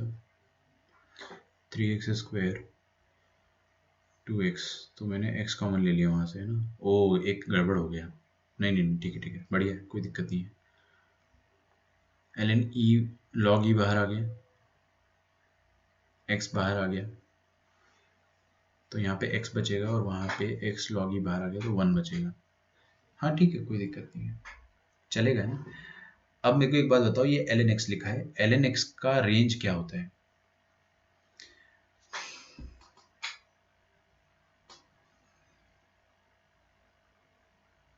मैं ये सॉल्व करता हूँ कि दिस इज ऑलवेज इंक्रीजिंग, है ना, अपने को यही प्रूव करना है कि दिस इज ऑलवेज पॉजिटिव। अभी डायरेक्टली तो नहीं हो पा रहा है, बट अपन देखते कोशिश करते हैं। हमारे सामने जो फंक्शन लिखा था,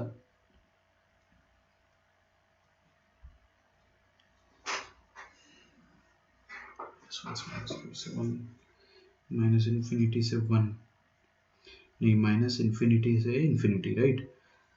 लॉग की रेंज तो माइनस इन्फिनिटी से इन्फिनिटी होती है, और एफ डैश एक्स अपने को ऑलवेज पॉजिटिव चाहिए।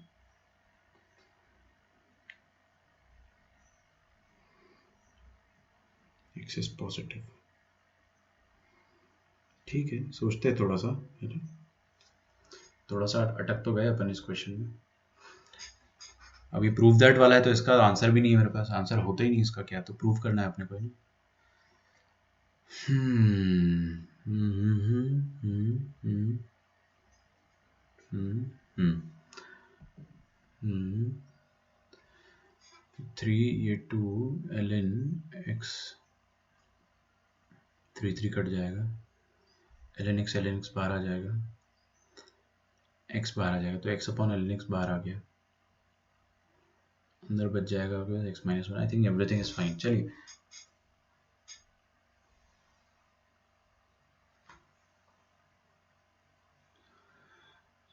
सर मैं डिनोमिनेटर लेने के बाद ln x कैंसिल हो जाएगा।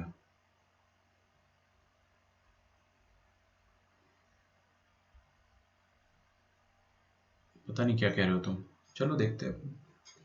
अब ये अपने को पॉजिटिव प्रूफ करना था, लेकिन पॉजिटिव प्रूफ हो नहीं रहा है, तो मैं क्या करता हूँ, दोनों का रेंज निकालता हूँ। लॉग एक्स का रेंज क्या होता है, माइनस इन्फिनिटी से इन्फिनिटी ना, आकाश लोग से पता लो। x इंटू एक्स माइनस 1 का रेंज क्या हो जाएगा,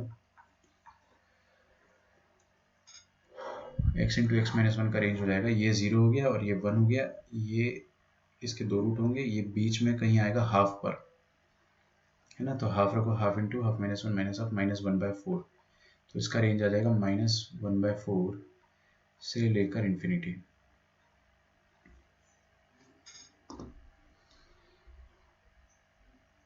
तो अपन तोड़ तोड़ के करते हैं ना इसको, देखो मैं तोड़ तोड़ के आपको प्रूफ करा देता हूँ, ऐसे तो प्रूफ होगा नहीं है।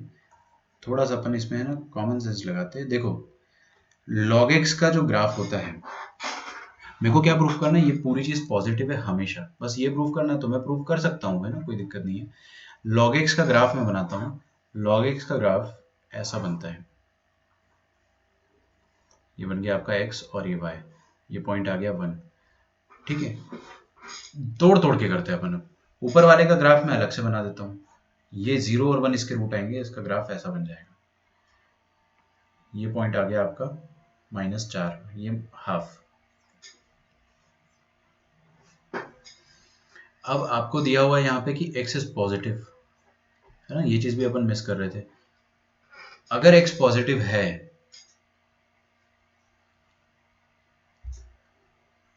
हाँ ना, हो तो गया, देखो, अरे हो गया।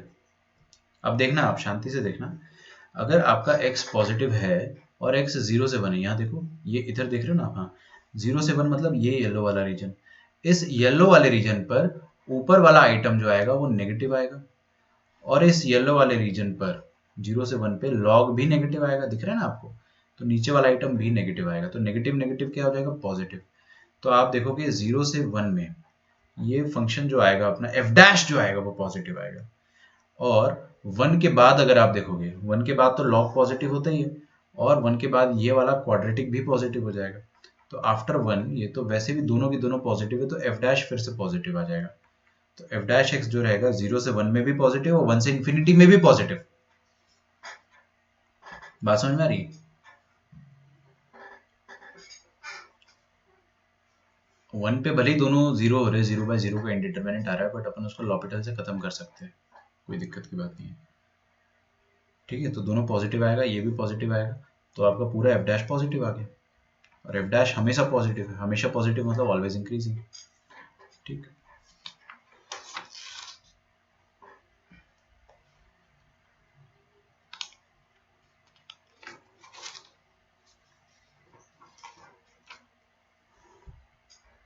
आपको टेस्ट का नोटिफिकेशन आया क्या?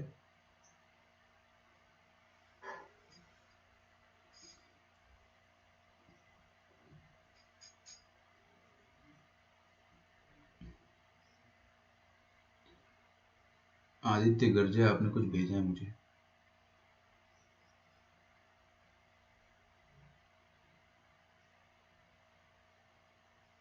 देख लेता हूँ मैं ना, इनका सॉल्यूशन भी देख लेता हूँ।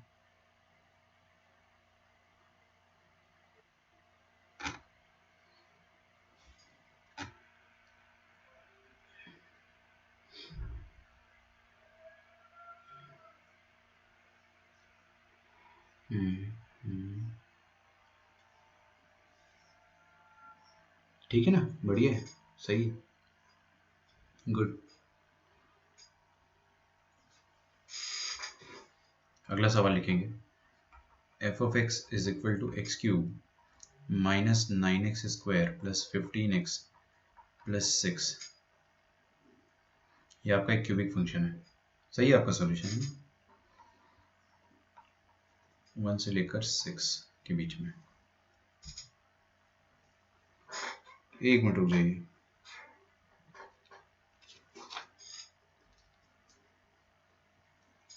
ये वाला नहीं है क्वेश्चन, ये वाला अपन थोड़ी देर से करेंगे, अभी अपन ने वो पढ़ा नहीं है, ये वाला क्वेश्चन करना है आपको।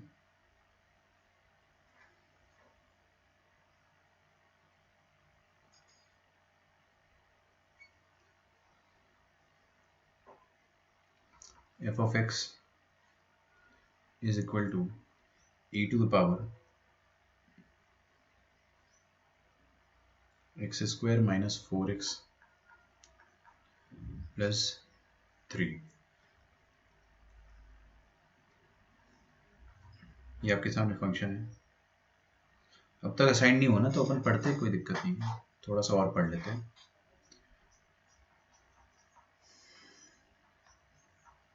Find the greatest and least, find the greatest and least value of the function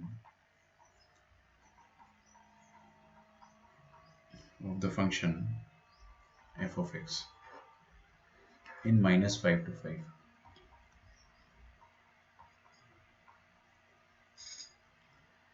ठीक है,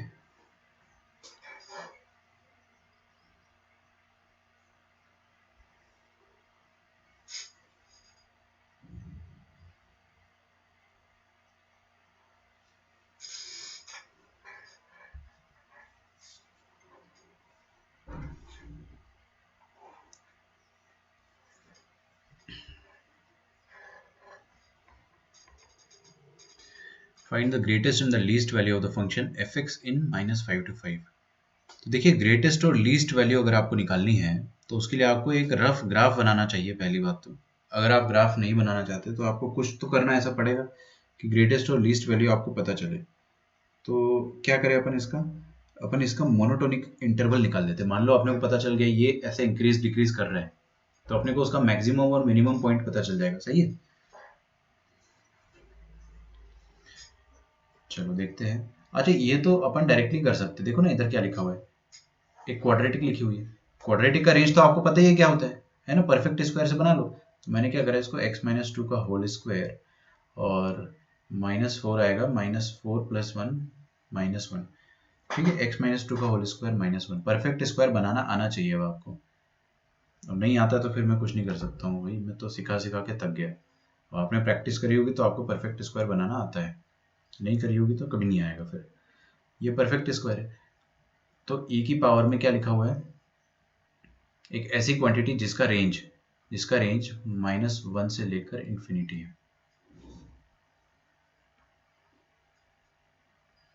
है ना। तो मैं इसको नीचे लिख देता हूँ इधर, F of x belongs to e की पावर में something which is ranging from -1 से लेकर इंफिनिटी।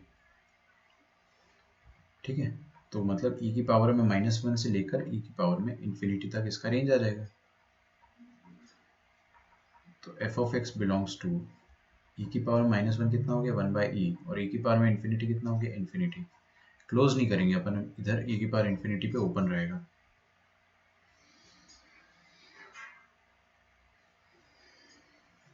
ओह, लेकिन अपने को क्या करना था, -5 से 5 के बीच में निकालना था, है ना। तो ये तो अपन ने ऑल रियल नंबर में निकाल दिया। तो क्या करूँ मैं, फिर से काटना पड़ेगा इसको। सिर्फ -5 से 5 में देखना है। ये क्वाड्रेटिक जो है इसका रेंज निकालते हैं अपन।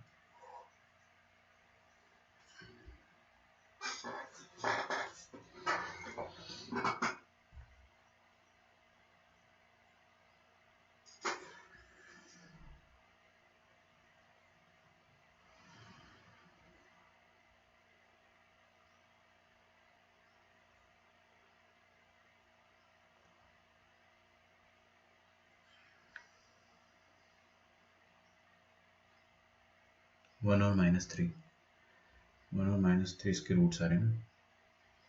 1 डालो इसमें तो कितना आ जाएगा, और 3 डालोगे तो कितना आ जाएगा, 0 आ जाएगा, राइट।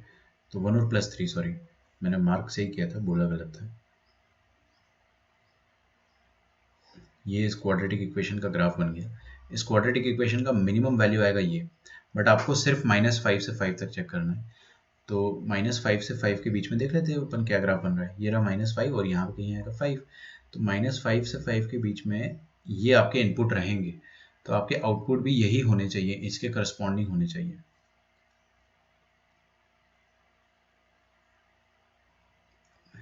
ठीक, तो आउटपुट भी क्या रहेगा अपना, एकदम इसके करस्पॉन्डिंग ही आएगा। देखो -5 पर आउटपुट क्या आ रहा है आपके पास, ये आ रहा है। तो आपका ग्राफ यहाँ से लेकर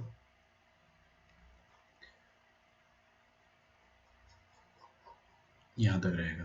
ठीक है, और -5 पर वैल्यू क्या आ रही है बेटा, देखो -5 रखो ना इधर, ऊपर रखो -5, -5 -2 कितना होगा, -7, -7 का स्क्वायर 49, 49 -1 48, ये आ रहा है आपके पास e की पावर में 48।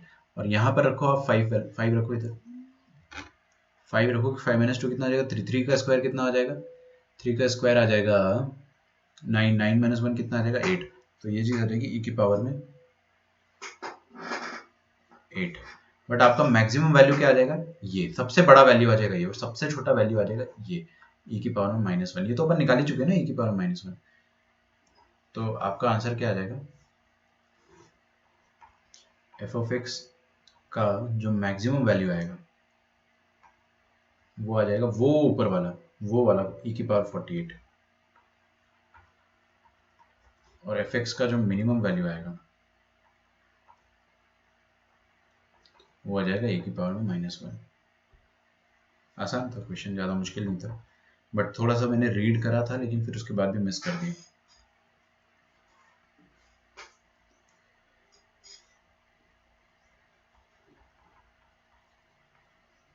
Find a if f of x is increasing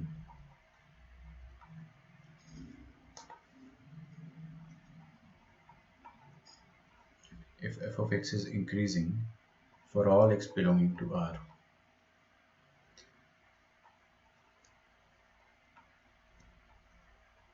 and does not have a critical point.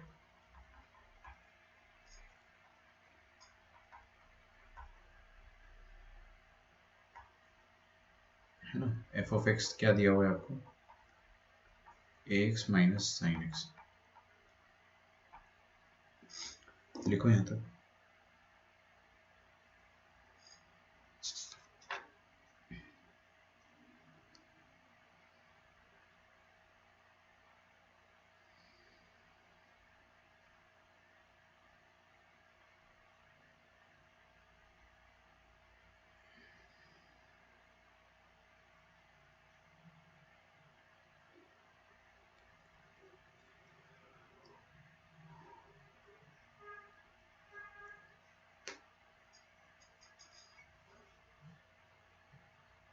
ठीक है, तो बोला हुआ है हमको कि ए का रेंज निकालना है अगर एफ एक्स इंक्रीजिंग है और क्रिटिकल पॉइंट नहीं है। क्रिटिकल पॉइंट होता क्या है, मैं एक बार आपको परिभाषा लिखवा देता हूँ। क्रिटिकल पॉइंट वो वाला पॉइंट होता है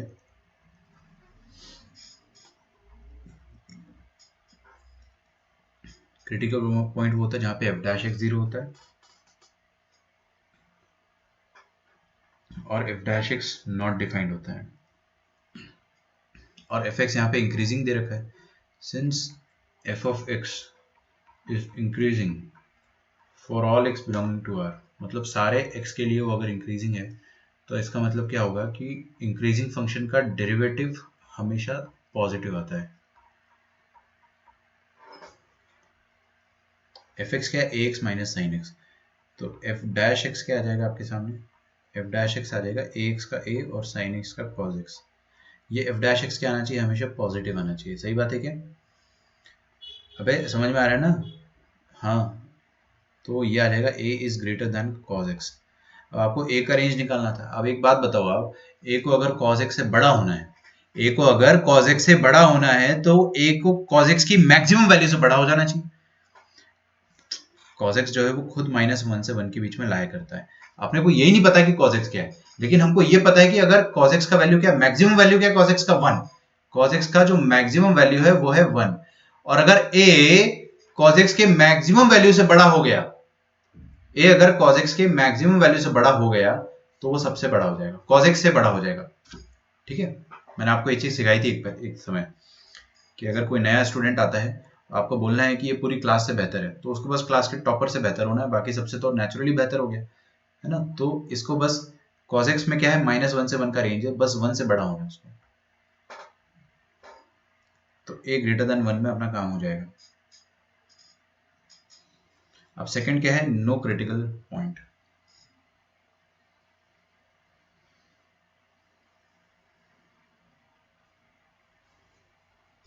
तो a is greater than cos x और नो क्रिटिकल पॉइंट, एक तो अपने को क्या बोल रहा है उसने, no critical point F x is continuously increasing, ये फर्स्ट था। और सेकंड कंडीशन क्या थी कि नो क्रिटिकल पॉइंट, और दोनों चीजें एक साथ होनी चाहिए क्वेश्चन। अरे बड़ा आसान है, आप है ना लोड मत लिया करो इतना। आपको दो चीज बोली है कि इंक्रीजिंग होना चाहिए, कर दिया, और साथ ही साथ मतलब and no critical point. No critical point मतलब एफ डैश एक्स कभी भी जीरो ना हो पाए। एफ डैश एक्स है क्या, ए माइनस कॉस एक्स, ए माइनस कॉस एक्स कभी भी जीरो ना हो पाए, मतलब ए का वैल्यू कभी भी कॉस एक्स के बराबर ना हो पाए, है ना। A should not be equal to cos X. Critical point नहीं आना चाहिए, मतलब एफ डैश एक्स जीरो नहीं होना चाहिए। तो ए का वैल्यू कॉस एक्स के बराबर वैसे भी नहीं हो सकता है, सोचो ना, ए का वैल्यू 1 से बड़ा है, ए का वैल्यू 1 से बड़ा है तो cos x का वैल्यू वैसे भी 1 से छोटा होता है, तो ए का वैल्यू 1 से छोटा हो ही नहीं सकता है, cos x के बराबर हो ही नहीं सकता है ना। a is already greater than 1, greater than 1, 1 के बाद लिख दो कॉमा में, that is maximum value of cos x। भाई जब a cos x की मैक्सिमम औकात से ही बड़ा हो गया तो cos x के बराबर तो कभी हो ही नहीं पाएगा। तो यहां पे लिखिए therefore it can never be equal to cos x anyway.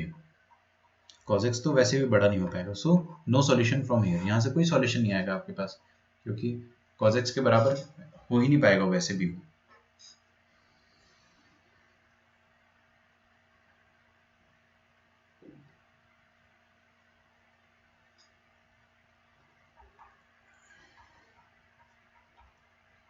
f of x is equal to cos 3x minus cos 3x minus 15 cos x plus 8।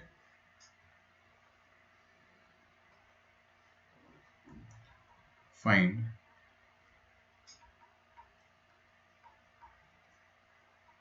maximum and minimum value of f of x.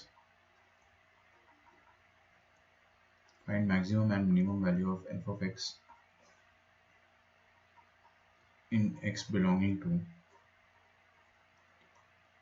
pi by 3 से 3 pi by 2।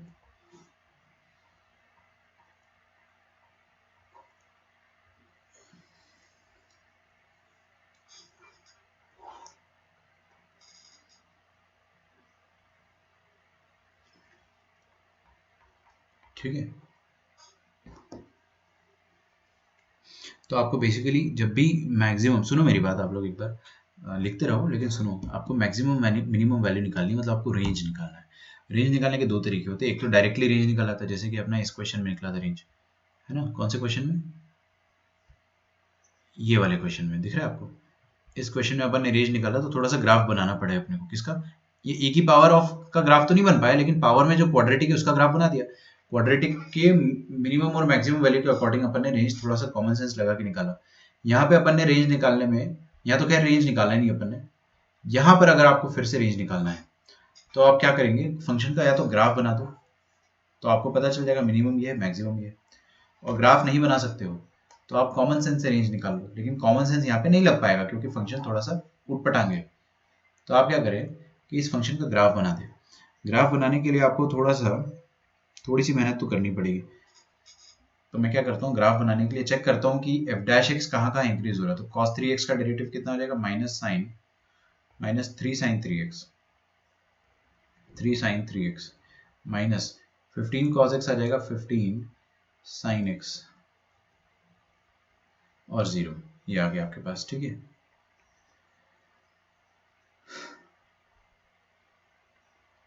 -3 sin 3 theta का formula पता है आपको,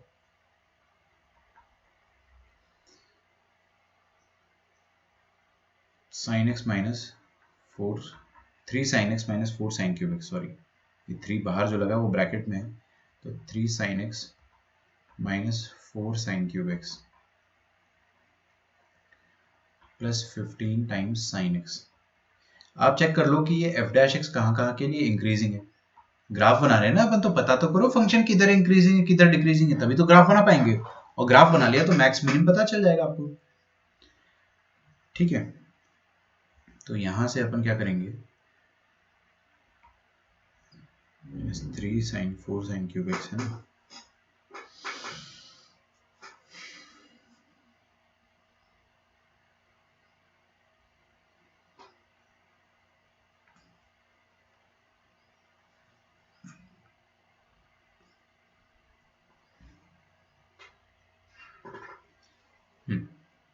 multiply कर दो यार, -9 sin x minus minus plus 3 4 12 sin cube x plus 15 sin x is greater than 0, तो 12 sin cube x, 15 minus 9 कितना हो जाता है 6, तो 6 sin x this is greater than 0। समझ में आ रहा है? तो यहाँ से आप 3 नहीं पूरा 6 कॉमन ले लोगे ना, 6 और sin x दोनों कॉमन ले सकते हो। अंदर क्या बचेगा आपके पास, 2 sin square x plus 1 this is greater than 0। Okay, अब देखिए क्या लिखा, Ram into Shyam is greater than 0 है ना। अब अपने को निकालना था π/3 से लेकर 3π/2 पर, इस वाले इंटरवल में निकालना था।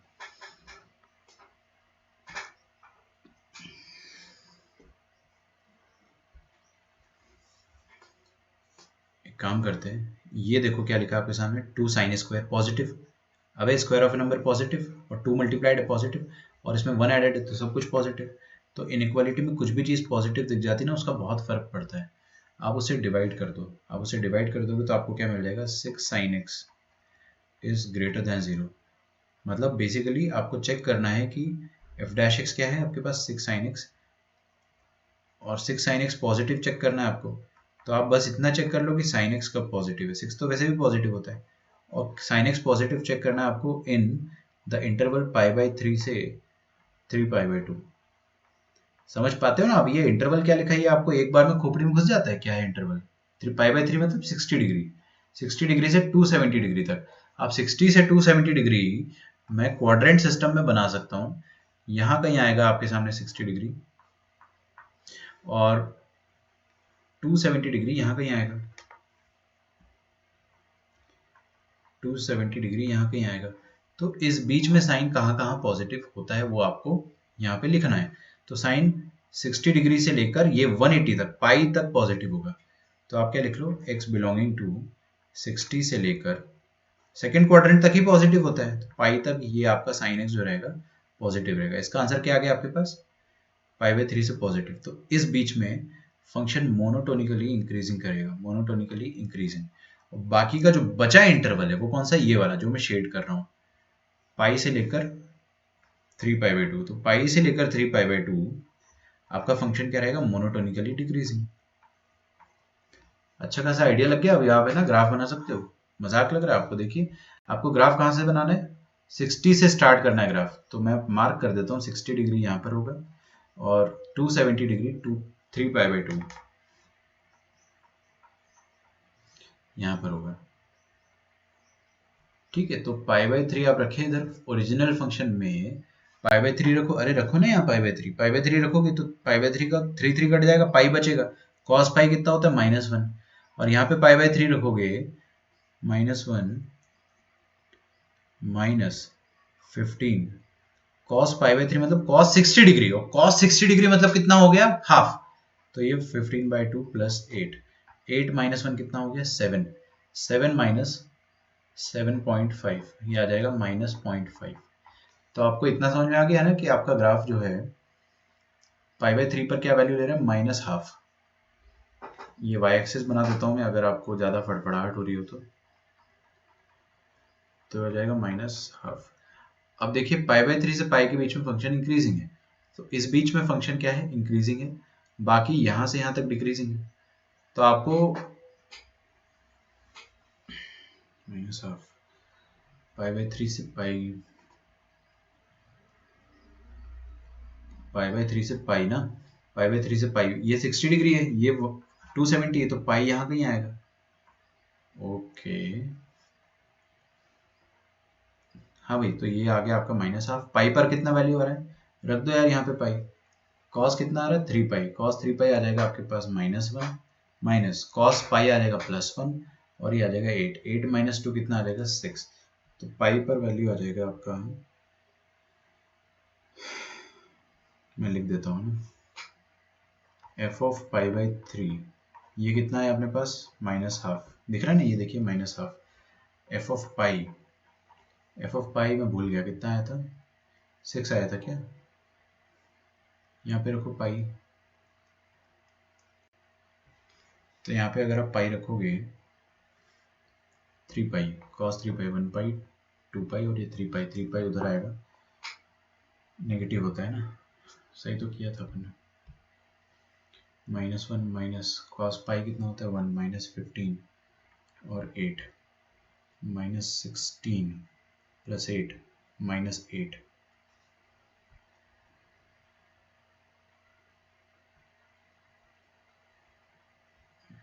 -15x। कुछ गड़बड़ हो रही है ना छोटी सी, क्या गड़बड़ हो रही है वो मैं आपको बताता हूँ।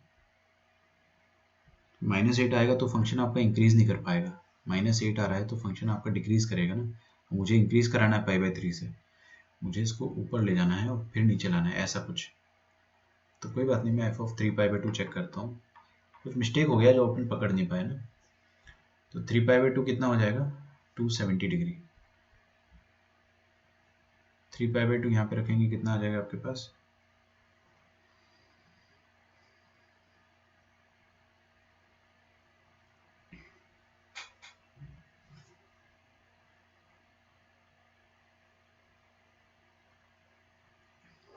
एट, 3 पाई/2 रखो भाई, 3 पाई/2 इधर है ना, तो 3 पाई/2 इंटू 3 कितना 9 पाई/2, 9 पाई/2 ऊपर कितना आता है अपने पास, क्वाड्रेंट सिस्टम देखो ना यार, ये वाला पॉइंट होता है आपका पाई/2, 3 पाई/2, फिर और 3 पाई/2 पे 2 पाई/2 ऐड करेंगे तो 5 पाई/2, ये होता है 5 पाई/2, और फिर ये 9 पाई/2 भी यही होता है ना। खैर उस पर अपने को फर्क नहीं पड़ेगा इतना, क्योंकि जितने भी पाई/2 के मल्टीपल होते हैं उसमें cos 0 होता है, तो cos 9 पाई/2 0, फिर 3 पाई/2 का cos भी 0, तो सिर्फ 8 आएगा। तो 3 पाई/2 पर फंक्शन का वैल्यू कितना आ रहा है 8। ठीक है, बस मेरे को पाई पे चेक करना है, यहाँ पे -हाफ है, वहाँ पे 8 है, तो पाई पर कुछ तो ऐसा वैल्यू आ रहा होगा जो बड़ा होना चाहिए।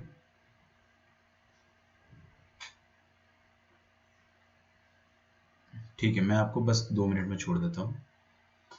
तो पाई रखो यहाँ पे,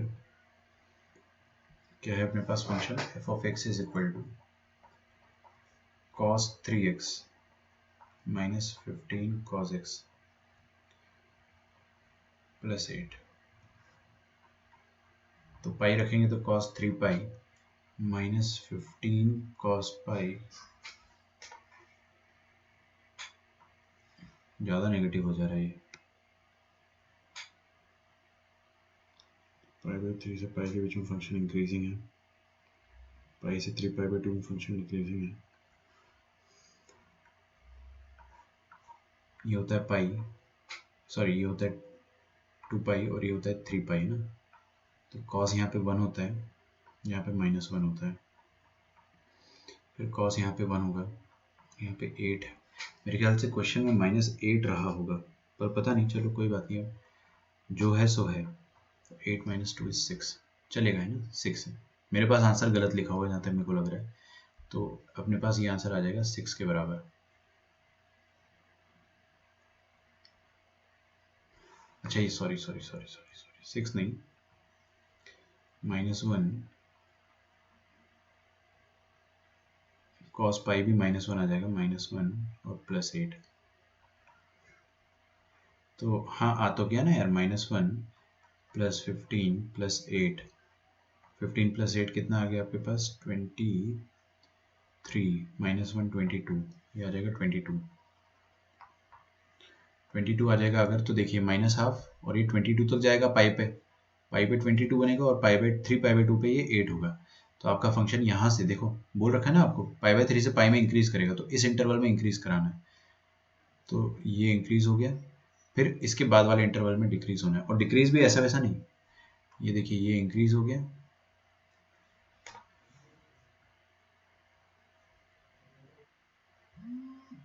और ये डिक्रीज हो गया। थोड़ा सा टाइम लग गया इसमें, पता नहीं क्यों, मैं बहुत खराब कैलकुलेशन हो गया उधर इस कारण। बट ठीक है, अपने को एक चीज़ समझ में आ गई कि मैक्सिमम वैल्यू क्या आ रही है 22, और मिनिमम वैल्यू कितनी आ रही है 0.5, माइनस का 0.5, -½ तो इसकी रेंज कितनी आ जाएगी, f(x) belongs to -0.5 से लेकर 22, ये आ जाएगी रेंज।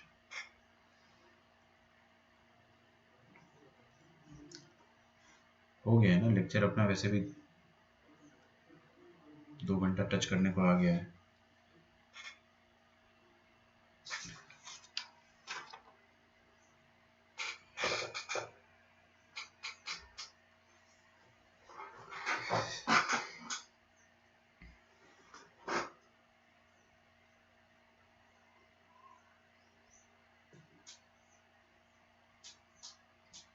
ठीक है, ये वाला टेस्ट दे दो आप, फिर अपन अगले टेस्ट में देखेंगे। अगले संडे को आपका टेस्ट नहीं रहेगा, आपका होमवर्क रहेगा।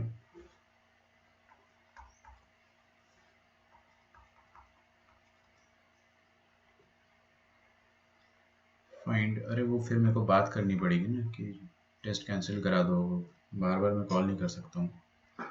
Find minimum value of f(x) is equal to x की पावर में x for all x greater than 0।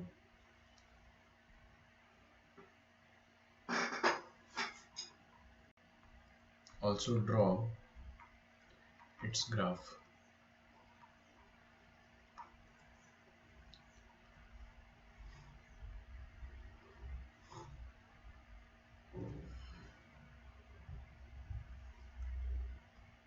ठीक है, ये आप करिए होमवर्क, और आपका होमवर्क मॉड्यूल से रहेगा। ये सारा होमवर्क मेरे को सबमिट करना आप लोग, है ना, मैं क्लास नहीं बढ़ा पाऊंगा आगे, तो आपको 2 क्वेश्चन देता हूँ होमवर्क में यहाँ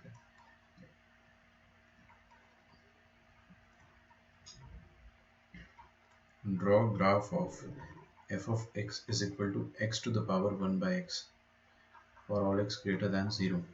मॉड्यूल कर लो आप।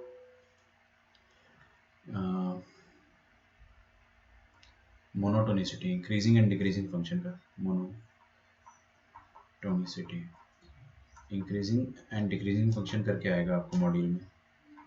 तो इंक्रीजिंग एंड डिक्रीजिंग फंक्शन वाला आप कर लो, इंक्रीजिंग एंड डिक्रीजिंग फंक्शन। ठीक है, खैर मैं तो पढ़ा देता आपको, बहुत कुछ है पढ़ने को। अपने को रोलेस थ्योरम पढ़ना है, अपने को एलिमिविटी पढ़ना है, बट कल पढ़ेंगे अपन। ठीक है, टेस्ट कैंसिल नहीं करा पाऊंगा मैं, आप लोग टेस्ट दीजिए। मिलते हैं हम लोग नेक्स्ट क्लास में, है ना। Bye everyone, thank you. ये पूरे मॉड्यूल में से जितने भी क्वेश्चन है आपसे सब हो जाएंगे, जितने सारे कर लो, है ना। ठीक है, सी यू टुमारो, बाय एवरीवन।